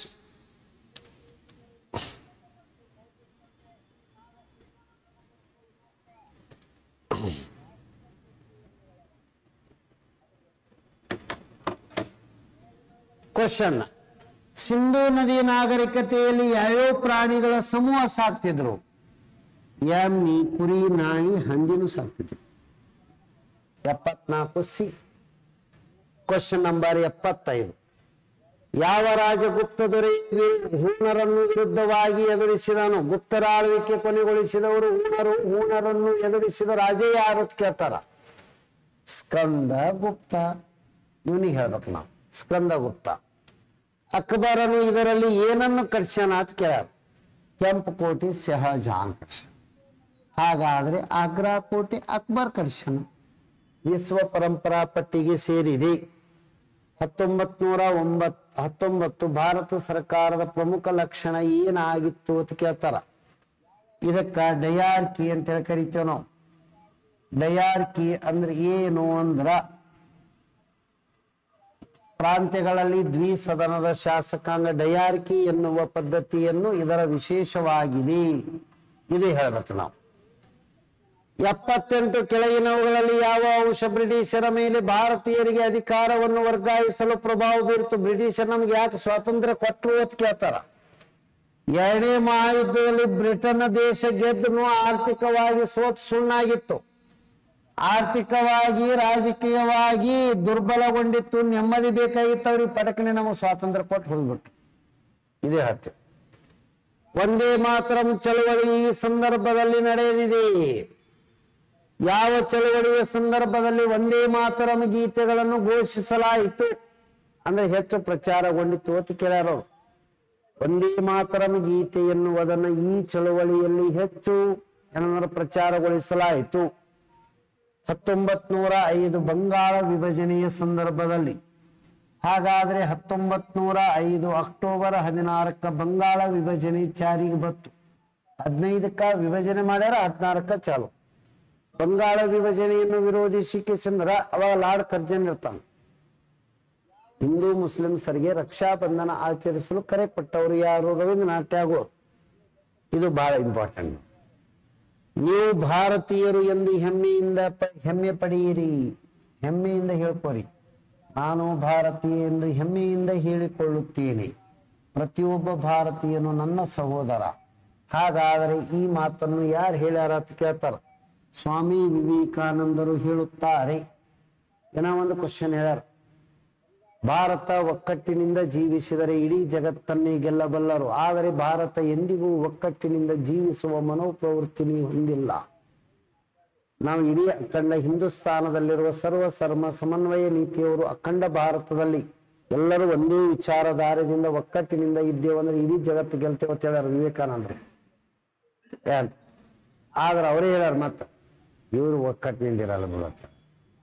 ನೆಕ್ಸ್ಟ್, ಆದ್ರೂ ಭಾರತ ಪ್ರಪಂಚದ ಶಾಂತಿಯುತವಾದ ರಾಷ್ಟ್ರಗಳಲ್ಲಿ ನಮ್ದೇ ಹೆಚ್ಚಿಗೆ ಶಾಂತಿ ರಾಷ್ಟ್ರ. ಎಷ್ಟು ವೆರೈಟಿ ಧರ್ಮಗಳಿದ್ರು ಪರಸ್ಪರ ನಂಬಿಕೆ ವಿಶ್ವಾಸ ಪ್ರೀತಿಯಿಂದಾನೇ ಇರ್ತೀವಿ. ಎಲ್ಲೋ ಒಂದು 4 ಎಕಡೆ ಕೂಗ್ಯಾಡ್ತಾವ, ಅವ್ರದ್ದು ಬಿಟ್ಬೇಡ್ರಿ ನೀವು. ಯಾಕಂದ್ರ ಊರಿದ್ದಲ್ಲಿ ಒಂದಿಷ್ಟು ಏನಂದ್ರ 4 ಭಿನ್ನಾಭಿಪ್ರಾಯ ವಿಚಾರಗಳು ಇದ್ದೇ ಇರ್ತಾವ. ಹಾಗಾದ್ರೆ ದೇಶ ಅಂದ್ರೆ ಹಲವು ವಿಚಾರಗಳು ಇದ್ದೇ ಇರ್ತಾವ. ಆದ್ರೂ ಪ್ರೀತಿ ವಾತ್ಸಲ್ಯ ಪರಸ್ಪರ ಒಬ್ಬರು ಇನ್ನೊಬ್ಬರಿಗೆ ನಂಬಿಕೆ ವಿಶ್ವಾಸದಿಂದನೇ ಇದೀವಿ ಅಖಂಡ ಹಿಂದೂಸ್ತಾನ ಭಾರತದಲ್ಲಿ. ಅದಕ್ಕೆ ಭಾರತವನ್ನು ಒಂದು ಕರಗಿಸುವ ಮೂಷೆ ಎಂದು ಕರೆಯುತ್ತಾರೆ. ಜವಾಹರ್ಲಾಲ್ ನೆಹರು ಅವರು ಕರೆದಿದ್ದು. ಭಾರತ ಸಾಂಸ್ಕೃತಿಕವಾಗಿ ವೈವಿಧ್ಯಮಯ ಹೊಂದಿರುವ ದೇಶ. ನಮ್ಮಲ್ಲಿ ಎಷ್ಟು ಕಲ್ಚರಲ್, ನಮ್ಮಲ್ಲಿ ಎಷ್ಟು ವೆರೈಟಿ ಹಬ್ಬ ಹುಣಿವಿ ಅಮಾಸಿ ಎಲ್ಲಿನೂ ಬರಲ್ಲ. ಅವರಲ್ಲಿ ಬರೇ ಹುಣಿವಿ ಅಮಾಸಿ ಬರ್ತಾವ, ನಮ್ದು ಆಚರಣೆಗಳು ಬರ್ತಾವ್ರಿ 15 ದಿನಕ್ಕೊಮ್ಮ. ನೆಕ್ಸ್ಟ್, ಕೆಳಗಿನ ಯಾವ ತತ್ವಗಳ ಮೇಲೆ ಹೈಡ್ರಾಲಿಕ್ ಲಿಫ್ಟ್ಗಳು ಕಾರ್ಯನಿರ್ವಹಿಸುತ್ತದೆ? ಹೈಡ್ರಾಲಿಕ್ ಬ್ರೇಕ್, ಹೈಡ್ರಾಲಿಕ್ ಇವೆಲ್ಲ ಪಲ್ಸರ್ ಗಾಡಿಗೆ ಅದು ಮುಂದೊಂದು ಬ್ರೇಕ್ ಇರ್ತಾವ. ಹಿಂಗ್ ಗಾಡಿ ಹೊಡ್ಲಿಕ್ಕ ಡಿಸ್ಕ್ ಬ್ರೇಕ್ ಹತ್ತಿರಲ್ಲ ಅವ್ರಿ. ಮತ್ತ ಟಿಪ್ಪರ ಹಿಂಗ ನಿಧಾನವಾಗಿ ರೈಸ್ ಮಾಡ್ತದ್ರಿ ತಂದು. ಹಿಂದಿರುವ ಟ್ರೈಲಿಯನ್ನ ಹಿಂಗ್ ರೈಸ್ ಮಾಡ್ತವ ನೋಡ್ರಿ. ಹಿಂಗ್ ರೈಸ್ ಮಾಡಿ ತಾನೇ ಚಲ್ತದ. ಮತ್ ಹಿಂಗ ಟ್ರ್ಯಾಕ್ಟರ್ನು ಹಿಂಗ್ ರೈಸ್ ಹಾತಿರ್ತದ. ವಸ್ತುಗಳನ್ನು ಕೆಳಗೆ ಹಾಕ್ಲಕ್ಕ ಹೈಡ್ರಾಲಿಕ್ ಅಂತಾರೆ ಅವ್ರು. ಕೆಲವು ಡೋರ್ಗಳು ಇರ್ತಾವ, ಹಿಂಗ್ ಪುಷ್ ಮಾಡ್ತೀವಿ, ಬಿಡನ ತಾನೇ ಬಂದು ಮುಚ್ಕೋತಾವ. ಮತ್ತ ಅವು ಪ್ಯಾಸ್ಕಲ್ನ ನಿಯಮದ ಮೇಲೆ ಕಾರ್ಯನಿರ್ವಹಿಸುತ್ತವೆ. ಫ್ಯಾರನೀಟ್ ಮಾಪನದ ಪ್ರಕಾರ ನೀರಿನ ಘನೀಕರಣ ಬಿಂದು ಎಷ್ಟಾಗಿದೆ ಅಂತ ಕೇಳ್ಯಾರ ಅವರು. ಫ್ಯಾರನೀಟದಲ್ಲಿ ನೀರಿನ ಘನೀಕರಣ ಬಿಂದು ಎಷ್ಟಾಗಿದೆ? ಇದನ್ನು ನೀವು ಆನ್ಸರ್ ಮಾಡಿ. ಫ್ಯಾರನ್ಹೀಟಿನ ಪ್ರಕಾರ ನೀರಿನ ಘನೀಕರಣ ಬಿಂದು ಎಷ್ಟಾಗಿದೆ? ಇದನ್ನು ನೀವು ನೆನಪಿಟ್ಕೋತೀರಿ ಸರ. ನೀರಿನ ಘನೀಕರಣ ಬಿಂದು ಇದು 0 ಡಿಗ್ರಿ, ಇದು 32 ಡಿಗ್ರಿ. ಅದು ಕರೆಕ್ಟ್ ಗಾಗಿ ನೆನಪಿಟ್ಕೋರಿ. ಹಾಗಾದ್ರೆ ಇದು ಸೆಲ್ಸಿಯಸ್, ಇದು ಏನು ಫ್ಯಾರನ್ ಹೀಟ್. ಇನ್ನು ಮುಂದೆ ಬರೋದು ಕೆಲ್ವಿನ್ ಸ್ಕೇಲ್, ಇದು 273 ಟ್ಯಾನ್, ಅದಕ್ಕೆ 32 ಡಿಗ್ರಿ ಆಗಿದೆ. ಇದು ಕರೆಕ್ಟ್. ನೆಕ್ಸ್ಟ್, ಮೈಕ್ರೋಫೋನದಲ್ಲಿ ಏನಾಗುತ್ತದೆ? ಮೈಕ್ರೋಫೋನದಲ್ಲಿ ಏನಾಗ್ತದೆ? ಶಬ್ದ ಶಕ್ತಿಯು ವಿದ್ಯುತ್ ಶಕ್ತಿ ಆಗುತ್ತದೆ. ಮೈಕ್ರೋಫೋನದಲ್ಲಿ ಏನಾಗ್ತದ ಅಂತ ಕೇಳ್ತಾರೆ. ಶಬ್ದ ಶಕ್ತಿ ಹೋಗಿ ಏನಾಗ್ತದ? ವಿದ್ಯುತ್ ಶಕ್ತಿ ಆಗುತ್ತದೆ. ಮಾನವನ ಕಣ್ಣಿನಲ್ಲಿ ಯಾವ ಭಾಗದಲ್ಲಿ ಚಿತ್ರವು ಮೂಡುತ್ತದೆ? Cornea, iris, pupil, retina. ಪಟ್ನೆ ಆನ್ಸರ್ ಹೇಳಿ. ಕಣ್ಣಾಗ ಚಿತ್ರ ಮೂಡುವ ಭಾಗ ಯಾವುದು ಅಂತ ಕೇಳಿದಾರೆ ಕ್ವಶನ್. ಎಲ್ಲಾ ಚಿತ್ರಗಳು ಮೂಡೋದೇ ರೆಟಿನಾದ ಮ್ಯಾಗ. ದಾನವಾಗಿ ನೀಡುವ ಕಣ್ಣಿನ ಭಾಗ ಕಾರ್ನಿಯಾ. ಕಾರ್ನಿಯಾದಲ್ಲಿ ರಕ್ತನಾಳಗಳು ಇಲ್ಲ. ಕಣ್ಣಿನ ಬಣ್ಣಕ್ಕೆ ಕಾರಣ ಐರಿಶ್. ಚಲಿಸುವ ದೇಹವು ಅದರ ವೇಗವನ್ನು 1.5 ಪಟ್ಟು ತಿರುಗಿಸಿದರೆ ಅದರ ಚಲನಾಶಕ್ತಿ ಏನಾಗುತ್ತದೆ? ಚಲನಾಶಕ್ತಿಯ ಸೂತ್ರ ಏನದ? Half of the mv square ಅದ. ಹಾಗಾದ್ರೆ ವಿ ಅಂದ್ರೆ ಏನು? ವೆಲಾಸಿಟಿ. ವೆಲಾಸಿಟಿ ಯಾವಾಗಲೂ ಏನ್ ಮಾಡಬೇಕು? ಸ್ಕ್ವೇರ್ ಮಾಡಬೇಕು. ಹಾಗಾದ್ರೆ ಇಲ್ಲಿ 1.5 ಪಟ್ಟದಂದ್ರೆ 1.5ಗೆ ಏನ್ ಮಾಡಿ ಅಂದ್ರೆ ಸ್ಕ್ವೇರ್ ಮಾಡಿ. 15 15 225, 2.25 ಪಟ್ಟು ಹೆಚ್ಚಳವಾಗುತ್ತದೆ. ಇದನ್ನು ಹೇಳ್ಬೇಕು. 2 ಪಟ್ಟಿತ್ತು ಅಂದ್ರೆ 4 ಆಗ್ತದ, 3 ಇತ್ತು ಅಂದ್ರೆ 3ರ ವರ್ಗ 9 ಆಗ್ತದ. ಅಲ್ಲಿ 1.5 ಕೊಟ್ಟನಂದ್ರೆ 2.25 ತಗೊಳ್ಳಿ. ನೆಕ್ರೋಲಿಫಿಯಾ, ಇದು ದೊಡ್ಡ ಪ್ರಮಾಣದಲ್ಲಿ ಎಸ್ಸೇನು ಬಂದ್ರು ಬರ್ಬೋದು ನೋಡಿ ಸರ್. ಇದು ಇತ್ತೀಚೆಗೆ ಏನಂದ್ರೆ ಕೋರ್ಟಿನ ತೀರ್ಪುನು ಆಗ್ಯದ. ಕೆಲವೊಂದು ವಿಕೃತ ಮನಸ್ಸಿನ ವ್ಯಕ್ತಿಗಳು ಇರ್ತಾರ, ಅವರ ಮಾನಸಿಕ ಸ್ಥಿತಿನೇ ಹಂಗೆ ಇರ್ತದ. ಅವರಿಗೆ ಅದು ಆ ಸಂದರ್ಭದಾಗ ಸರಿಯೋ ತಪ್ಪು ಅದು ಏನ್ ಅನಿಸ್ತದೋ ಇಲ್ಲೋ ಅನ್ನೋದಕ್ಕಿಂತಾನು ಅವರು ಆ ರೀತಿ ಮಾಡಿದ್ರೆ ಅವ್ರ ದೇಹಕ್ಕೆ ಖುಷಿ ಅನಿಸ್ತದ ಅಂದಂಗ. ಅವರಿಗೆ ಏನಂತಾರ ಅಂದ್ರ ನೆಕ್ರೋಫೀಲಿಯಾ, ಮಹಿಳೆಯರ ಮೃತ ದೇಹದೊಂದಿಗೆ ಲೈಂಗಿಕ ಸಂಪರ್ಕ ಹೊಂದುವುದು. ಒಂದು ವೇಳೆ ಅವತ್ತ ಅವರು ಜೀವಂತಿದ್ರು ಅವ್ರನ್ನ ಹತ್ಯೆ ಮಾಡಿ ಆನಂತರ ಅವ್ರ ಜೊತೆಗೆ ಲೈಂಗಿಕ ಸಂಪರ್ಕ ಹೊಂದುವ ವಿಕೃತ ಮನಸ್ಸಿನ ವ್ಯಕ್ತಿಗಳು ಇರ್ತಾವ. ಅದಕ್ಕ ಏನಂತಾರ ಅಂದ್ರೆ ನೆಕ್ರೋಫೀಲಿಯಾ ಅಂತ ಹೇಳಿ ಅದ. ನೆಕ್ಸ್ಟ್, ಆ ಮೃತದೇಹಗಳನ್ನು ಪರೀಕ್ಷೆ ಮಾಡುವುದು ಅಟಾಪ್ಸಿ ಅಂತಾರ. ಅದಕ್ಕೆ ಅಟಾಪ್ಸಿ. ಕೆಳಗಿನ ಸಕ್ಕರೆಗಳಲ್ಲಿ ಯಾವುದು ಜೇನುತುಪ್ಪದಲ್ಲಿ ಹೆಚ್ಚಿಗೆ ಇದೆ ಅಂತ ಕೇಳ್ತಾರ. ಹಣ್ಣಿನ ರಸ, ಜೇನುತುಪ್ಪ 2 ಫ್ರಕ್ಟೋಸ, ಕಬ್ಬಿನ ರಸ ಮತ್ತು ಮನೆಯಾಗಿರುವ ಸಕ್ಕರೆ ಸುಕ್ರೋಸ್, ಧಾನ್ಯಗಳಲ್ಲಿ ಮಾಲ್ಟೋಸ್, ಗ್ಲೂಕೋಸ ಅಂದ್ರೆ ಆಸ್ಪತ್ರೆದಾಗ ಹಚ್ತಾರಲ್ಲ ಕದು, C6H12O6. ಇದು ಯಾವುದನ್ನು power house of the cell ಎಂದು ಕರೆಯಲಾಗುತ್ತದೆ? ಜೀವಕೋಶದ ಕಾರ್ಖಾನೆ ಎಂದರೆ ಯಾವುದು ಅಂತ ಕೇಳ್ತಾರ.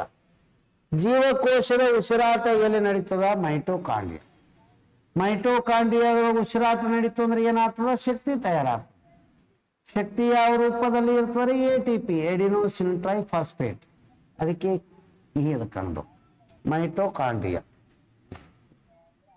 ಸಣ್ಣ ಕರಳು ದೊಡ್ಡ ಕರಳು ಎಲ್ಲಿ ಸಂಧಿಸುತ್ತವೆ?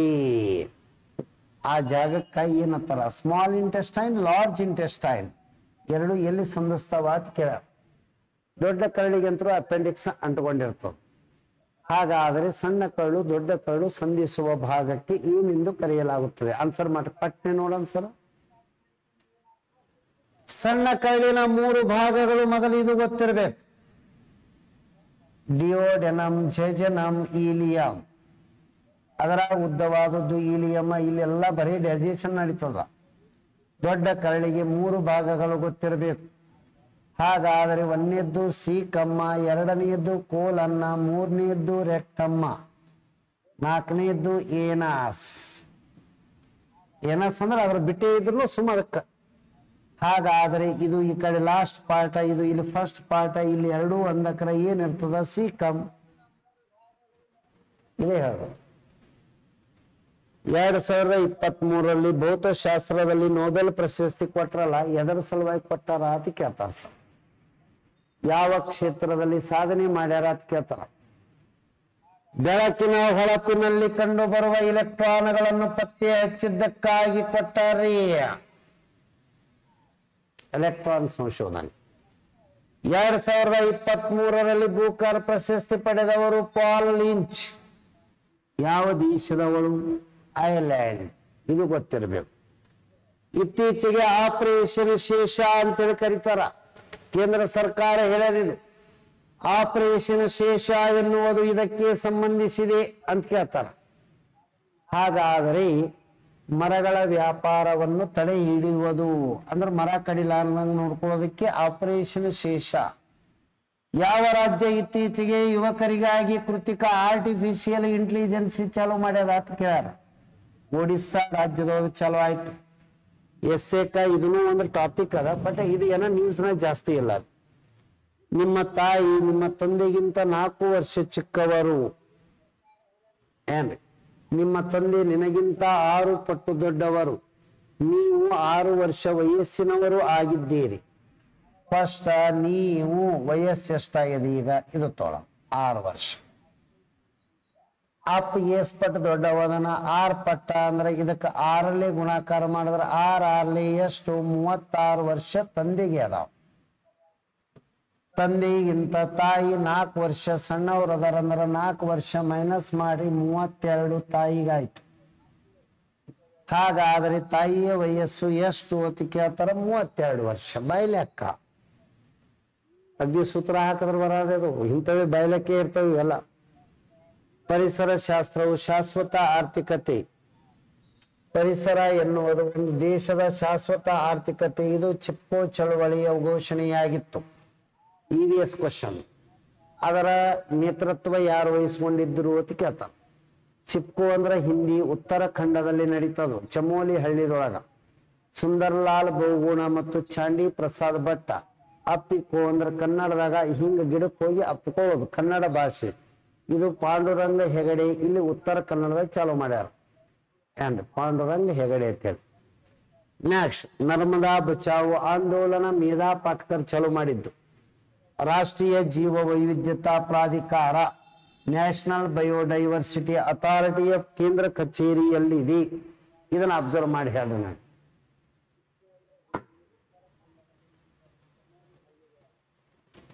ಪಟ್ನೆ ಆನ್ಸರ್ ಮಾಡಿ ನೋಡೋಣ. ನ್ಯಾಷನಲ್ ಬಯೋಡೈವರ್ಸಿಟಿ ಅಥಾರಿಟಿ ಎನ್ನುವುದು ಭಾರತದ ಯಾವ ನಗರದಲ್ಲಿ ನೆಲೆಗೊಂಡಿದೆ?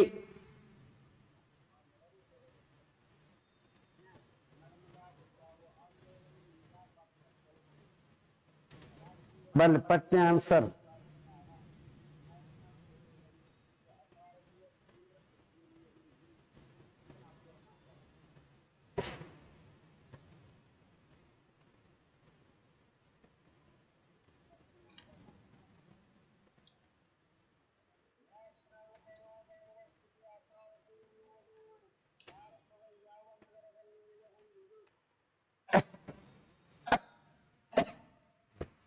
Very good.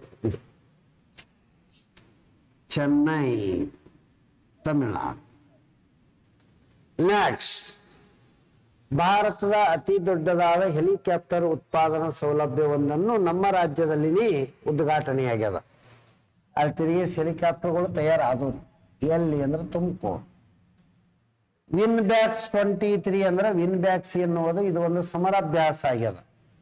ಭಾರತದ ಸಂಘಟ ಯಾವ ದೇಶ ಇದಕ್ಕ ಪಾಲ್ಗೊಂಡಿತ್ತು ಅಥವಾ ಸಪೋರ್ಟ್ ಕೊಟ್ಟದ ಅನ್ನೋದು ಕೇಳ್ಯಾರ. ಪಟ್ನೆ ಹೇಳಿ. ವಿನ್ ಬ್ಯಾಕ್ಸ್ ಇದು ಭಾರತ ಮತ್ತು ಡ್ಯಾಶ್ ದೇಶಗಳ ನಡುಬರಕ ನಡೆದಿತ್ತು. ವಿನ್ ಅಂದ್ರೆ ಏನು ಅಂದ್ರ ವಿಯೆಟ್ನಾಂ ಎಂದರ್ಥ. ಹೋ ಚಿ ಮಿನ್ ಸಿಟಿ ಇದರ ರಾಜಧಾನಿ. ಹೋ ಚಿ ಮಿನ್ ಸಿಟಿ ಅಂತೇಳಿ ಬರ್ತದೆ, ಇಲ್ಲೇ ಪಕ್ಕದಾಗ ಅದ ರೀ. ಮಲೇಷಿಯಾದ ರಾಜಧಾನಿ ಕೌಲಾಲಂಪುರ. ಇಲ್ಲೊಂದು ಅಜಲನ್ ಶಾ ಹಾಕಿ ಪಂದ್ಯ ನಡೀತದ. ಶ್ರೀಲಂಕಾದ ಈಗಿನ ರಾಜಧಾನಿ ಜಯವರ್ಧನೆಪುರ. ಹಳೆಯ ರಾಜಧಾನಿ ಕೊಲಂಬೋ, ಅದಕ್ಕಿಂತ ಮೊದಲ ರಾಜಧಾನಿ ಕ್ಯಾಂಡಿ. ಇರಾನ ತೆಹರಾನ ಇವ್ಯಾವೂ ಅಲ್ಲ, ಅದಕ್ಕೆ ವಿಯೆಟ್ನಾಂ. VI. ಯಾವ ಸಂಸ್ಥೆಯು ಕಾರ್ಪೊರೇಟ್ ಸಾಲ ಮಾರುಕಟ್ಟೆಯ ಅಭಿವೃದ್ಧಿ ನಿಧಿಯನ್ನು ಸ್ಥಾಪಿಸಲಾಗುತ್ತಿದೆ ಅಂತ ಕೇಳ. ಇದರಾಗ ಯಾವ ಬ್ಯಾಂಕ್ ಯಾವುದು ಈ ರೀತಿ ಮಾಡ್ತದ ಅಂತ ಕೇಳ್ತಾರ. ಕಾರ್ಪೊರೇಟ್ ಸಾಲದ ಮಾರುಕಟ್ಟೆಯ ಅಭಿವೃದ್ಧಿ ನಿಧಿಯನ್ನು ಸ್ಥಾಪಿಸಿದೆ ಅಂತ ಕೇಳ್ತಾರ. Stock exchange board of India ಅಂತ ಹೇಳಿ ಹೇಳ್ಬೇಕು. ಸೆಬಿ ಎಲ್ಲಾ ಷೇರು ಮಾರುಕಟ್ಟೆಗಳನ್ನ ಅದೇ ಕಂಟ್ರೋಲ್ ಮಾಡ್ತದ, ಎಲ್ಲಾ ಬ್ಯಾಂಕುಗಳನ್ನ RBI ಕಂಟ್ರೋಲ್ ಮಾಡ್ತದ, ಎಲ್ಲಾ ಟೆಲಿಕಾಂ ಸಂಸ್ಥೆಗಳನ್ನು IRDA ಕಂಟ್ರೋಲ್ ಮಾಡ್ತದ. IRDA ಸರಿ, ಇನ್ಶೂರೆನ್ಸ್ ಕಂಪನಿಗಳನ್ನ IRDA ಕಂಟ್ರೋಲ್ ಮಾಡ್ತದ. ಇಂಡಿಯನ್ ಇನ್ಶೂರೆನ್ಸ್ IRDA ಕರೆಕ್ಟ್ ನೆನ್ಪಿಟ್ಕೋಬೇಕು. ONGC ಅಂದ್ರೆ ಪೆಟ್ರೋಲ್ ಗ್ಯಾಸ್ ನೆನ್ಪಿಟ್ಕೋರಿ ಸರ್. ಬ್ಯಾಂಕುಗಳು ಕಮರ್ಷಿಯಲ್ ಬ್ಯಾಂಕ್ಸ್ ಅದೆಲ್ಲ RBI ನೋಡ್ಕೋತದ. ಶೇರ್ ಮಾರ್ಕೆಟ್ ಎಲ್ಲ SEBI ನೋಡ್ಕೋತದ. ಇದು NSE ನ್ಯಾಷನಲ್ ಸ್ಟಾಕ್ ಎಕ್ಸ್ಚೇಂಜ್ ರೀ. ಇದು ಬಾಂಬೆ ಷೇರು ಮಾರುಕಟ್ಟೆ BSE ಅನ್ನೋದು. ಇದರ ಹೆಸರು ದಲಾಲ್ ಸ್ಟ್ರೀಟ್ ಅಂತಾರ್ರಿ. ನೆಕ್ಸ್ಟ್ ಇದಕ್ಕ ಬಿಟ್ಟ ಸ್ಥಳ ತುಂಬ್ರಿ ಅಂತಂದ್ರ 24448163264 ಸರ ಇಂಥವನ್ನು ಕೊಡ್ತಾರ. ನಾವು ಹಂಗೆ ಕೊಡ್ತಾರ. ಒಂದು ಖುಷಿ ಪಡ್ಲಿ ಕೊಟ್ಟಿರ್ತಾರ. ಆ ಖುಷಿ ಒಳಗೆ ಮುಂದಿನ ಟಬಕ ತೊಗೆಯೋ ಸಲುವಾಗಿ ಇಂಥವನ್ನೊಂದು ಕೊಟ್ಟಿರ್ತಾರ ಸರ್. ಲಾಸ್ಟ್ ಇದು ಏನದಂದ್ರ 5 - 5 24 7 - 7 48. ಹಾಗಾದ್ರೆ 10 10 ಎಷ್ಟು? ನೀವೇನ್ ಅನ್ಕೊಂಡ್ರಿ ಅಂದ್ರ ಅದು ಮೈನಸ್ ಅಂತೇಳಿ ನೀವು ಅನ್ಕೊಂಡ್ರೆ ತಪ್ಪಾಗ್ತದ. 5 5 25 25ರದಾಗ 1 ಮೈನಸ್ ಮಾಡಿದ್ರ ನಿಮಗ್ ಉತ್ತರ 24 ಬರ್ತದ. ಅದಕ್ಕ ಇದನ್ನ ಹೇಳಿದ್ರಿ ನೀವು. ಇಲ್ಲಿನೂ ಹಂಗೆ ಅದ. 7 7 49, ಅದರಾಗ -1 ಮಾಡಿ ಉತ್ತರ 48 ಬರ್ತದ. 10 10 100 -1 ಮಾಡಿ ಉತ್ತರ ಏನದಂದ್ರೆ ಎಷ್ಟು ಬರ್ತದ? 99. ಪ್ರಶ್ನೆ 100, ಉತ್ತರ 99. ಹೆಂಗ ಅನಿಸ್ತಲ್ದು? ವಿಶೇಷ ಇದು. Wish you all the best. ನಿಮ್ಮ ಎಲ್ಲರ ಕನಸುಗಳು ಯಶಸ್ಸು ಸಿಗಲಿ ಅಂತೇಳಿ ಶುಭ ಹಾರೈಸ್ತೀನಿ. ಎರಡನೇದು, ಪರೀಕ್ಷೆ ಬರೆಯುವಾಗ ಯಾವಾಗಲೂ ಶಾಂತತೆ ಇರಬೇಕು. ಎರಡನೇದ್ದು, ಧನಾತ್ಮಕ ಆಲೋಚನೆಗೆ ಒಳಪಡಬೇಕು. ಮೂರನೇದು, ಪರೀಕ್ಷೆ ಬರೆಯುವಾಗ ಎಷ್ಟು ಮಾರ್ಕ್ಸ್ ತೋತೀನಿ ಅಂತೇಳಿ ಯಾವತ್ತೂ ಡಿಸೈಡ್ ಮಾಡಬಾರ್ದು. ನಾ ಇಟ್ಟು ತಗೋಬೇಕಂತೇಳಿ ಎಕ್ಸಾಮ್ ಹೋದೀವಿ ಅಂದ್ರೆ ಹೆಚ್ಚಿಗೆ ಹಾಕೋತ ಹೋಗ್ತೀವಿ, ಬರ್ಲಾರ್ದೆಲ್ಲ ಕನ್ಫ್ಯೂಷನ್ ಆಗ್ತಾವ. ಎವರೇಜ್ ನಮ್ಮ ಅಂಕಗಳು ಎಷ್ಟಿರಬೇಕು ಆಬ್ಜೆಕ್ಟಿವ್ದಾಗ ಅಂದ್ರೆ 68 ಬೆಸ್ಟ್ ಸ್ಕೋರ್ ಸೆಲೆಕ್ಷನ್ಕ ಈ ಸಲ ನನ್ನ ಪ್ರಕಾರ. ಬಹಳ ಮಂದಿ ನೀವು ಏನಂದ್ರೆ ಆಮೇಲೆ ರಿಸಲ್ಟ್ ಬಿಟ್ಟಕ್ರ ನಾನು ಕೇಳಾಕತ್ತೀರಿ ಸರ. 68 it is best score selection ಈ ಸಲ. ಏನೋ ಒಂದು ಪೇಪರ್ಕ 28 ಮಾರ್ಕ್ಸ್ ತಗೋಬೇಕು. ಅದನ್ನು ಬೆಸ್ಟ್, ಇದನ್ನು ಬೆಸ್ಟ್. ಸರ ನಾ 75 ತಗೊಂಡಿನಿ ಸರ. ಓಣ್ಯಾಗ ಪೇಡ ಹಂಚಿ ಬಿಡು ರಾಜ ಅಂತ ಹೇಳ್ತೀನಿ ನಾ. ಓಣ್ಯಾಗ ಪೇಡ ಹಂಚು, ಸ್ವಾದರತಿ ಫೋನ್ ಹಚ್ಚು, ಏನ್ ಹುಡುಗ PSI ಆಲ್ಕತ್ತ ನೋಡತ್ತಿ ಅಂತ ಹೇಳು ಅಂದ್ರೆ ಅಷ್ಟು ಕಾನ್ಫಿಡೆನ್ಸ್ಲಿ ಹೇಳ್ತೀನಿ ಸರ್ ನಾನು. ಅದಕ್ಕೆ ತಾವು ಯಾರು ಏನಂದ್ರೆ ನಿಮ್ಗ ಇಲ್ಲಿ ಮಾಡೆಲ್ ಕೊಟ್ಟಿನಲ್ರಿ, ಇದು ಎಲ್ಲಿದ್ ಮಾಡೆಲ್ ಅಂದ್ರ complete UPSC SSC previous question ಕೊಟ್ಬಿಟ್ಟೇನ್ರಿ. ಕರೆಂಟ್ ಅಫೇರ್ಸ್ ಅಷ್ಟೇ ಹೊಸವದಾವ. ನಾ ಕರೆಂಟ್ ಅಫೇರ್ಸ್ ಭಾಳ ಯಾಕೆ ಕೊಟ್ಟಿಲ್ಲ ಅಂದ್ರ ವಿಶಾಲವಾದ ಸಾಗರ ಇದ್ದಂಗ. ನಾ ಸುಮ್ಮನೆ ಹೆಚ್ಚಿಗೆ ಕೊಟ್ಟಿನಿ ಅಂದ್ರೆ ಅವೇ ಭಾಳ ಆಗಿ ಹೋಗ್ತಾವ. ನೀವು ಕನ್ಫ್ಯೂಷನ್ ಮಾಡ್ಕೊತೀರಿ ಅಂತೇಳಿ ಅವಕ್ಕೊಂದು ಮಿನಿಮೈಸ್ ಮಾಡೀನಿ. ನಿಮಗಾದ್ರೂ ಕರೆಂಟ್ ಅಫೇರ್ಸ್ ಬಿಲೋ 10 ಇರ್ತಾವ ನೋಡಾಕತ್ತೀರಿ ಸರ್ ನೀವು. ಇವೆರಡು ರೇಷಿಯೋ. ಈ ಮೆಂಟಾಲಿಟಿ ಇದು ಏನಂದ್ರೆ ಕರೆಂಟ್ ಅಫೇರ್ಸ್ ಮತ್ತು economics. Current affairs, economics, mentality ಇವತ್ತರದ ರೇಷಿಯೋ ಕಮ್ಮಿ ಇರ್ತದೆ ಸರ್ ಯಾವಾಗಲೂ ಕಾಂಪಿಟೇಟಿವ್ ಎಕ್ಸಾಮ್ದಾಗ. ಅದಕ್ಕೆ ಏನಂದ್ರೆ ತಮ್ಮ ಒಟ್ಟಿನಲ್ಲಿ ಯಶಸ್ಸು ಸಿಗಲಿ ಅಂತ ಶುಭ ಹಾರೈಸೋಣ. ಎಲ್ಲರಿಗೂ ಧನ್ಯವಾದಗಳು.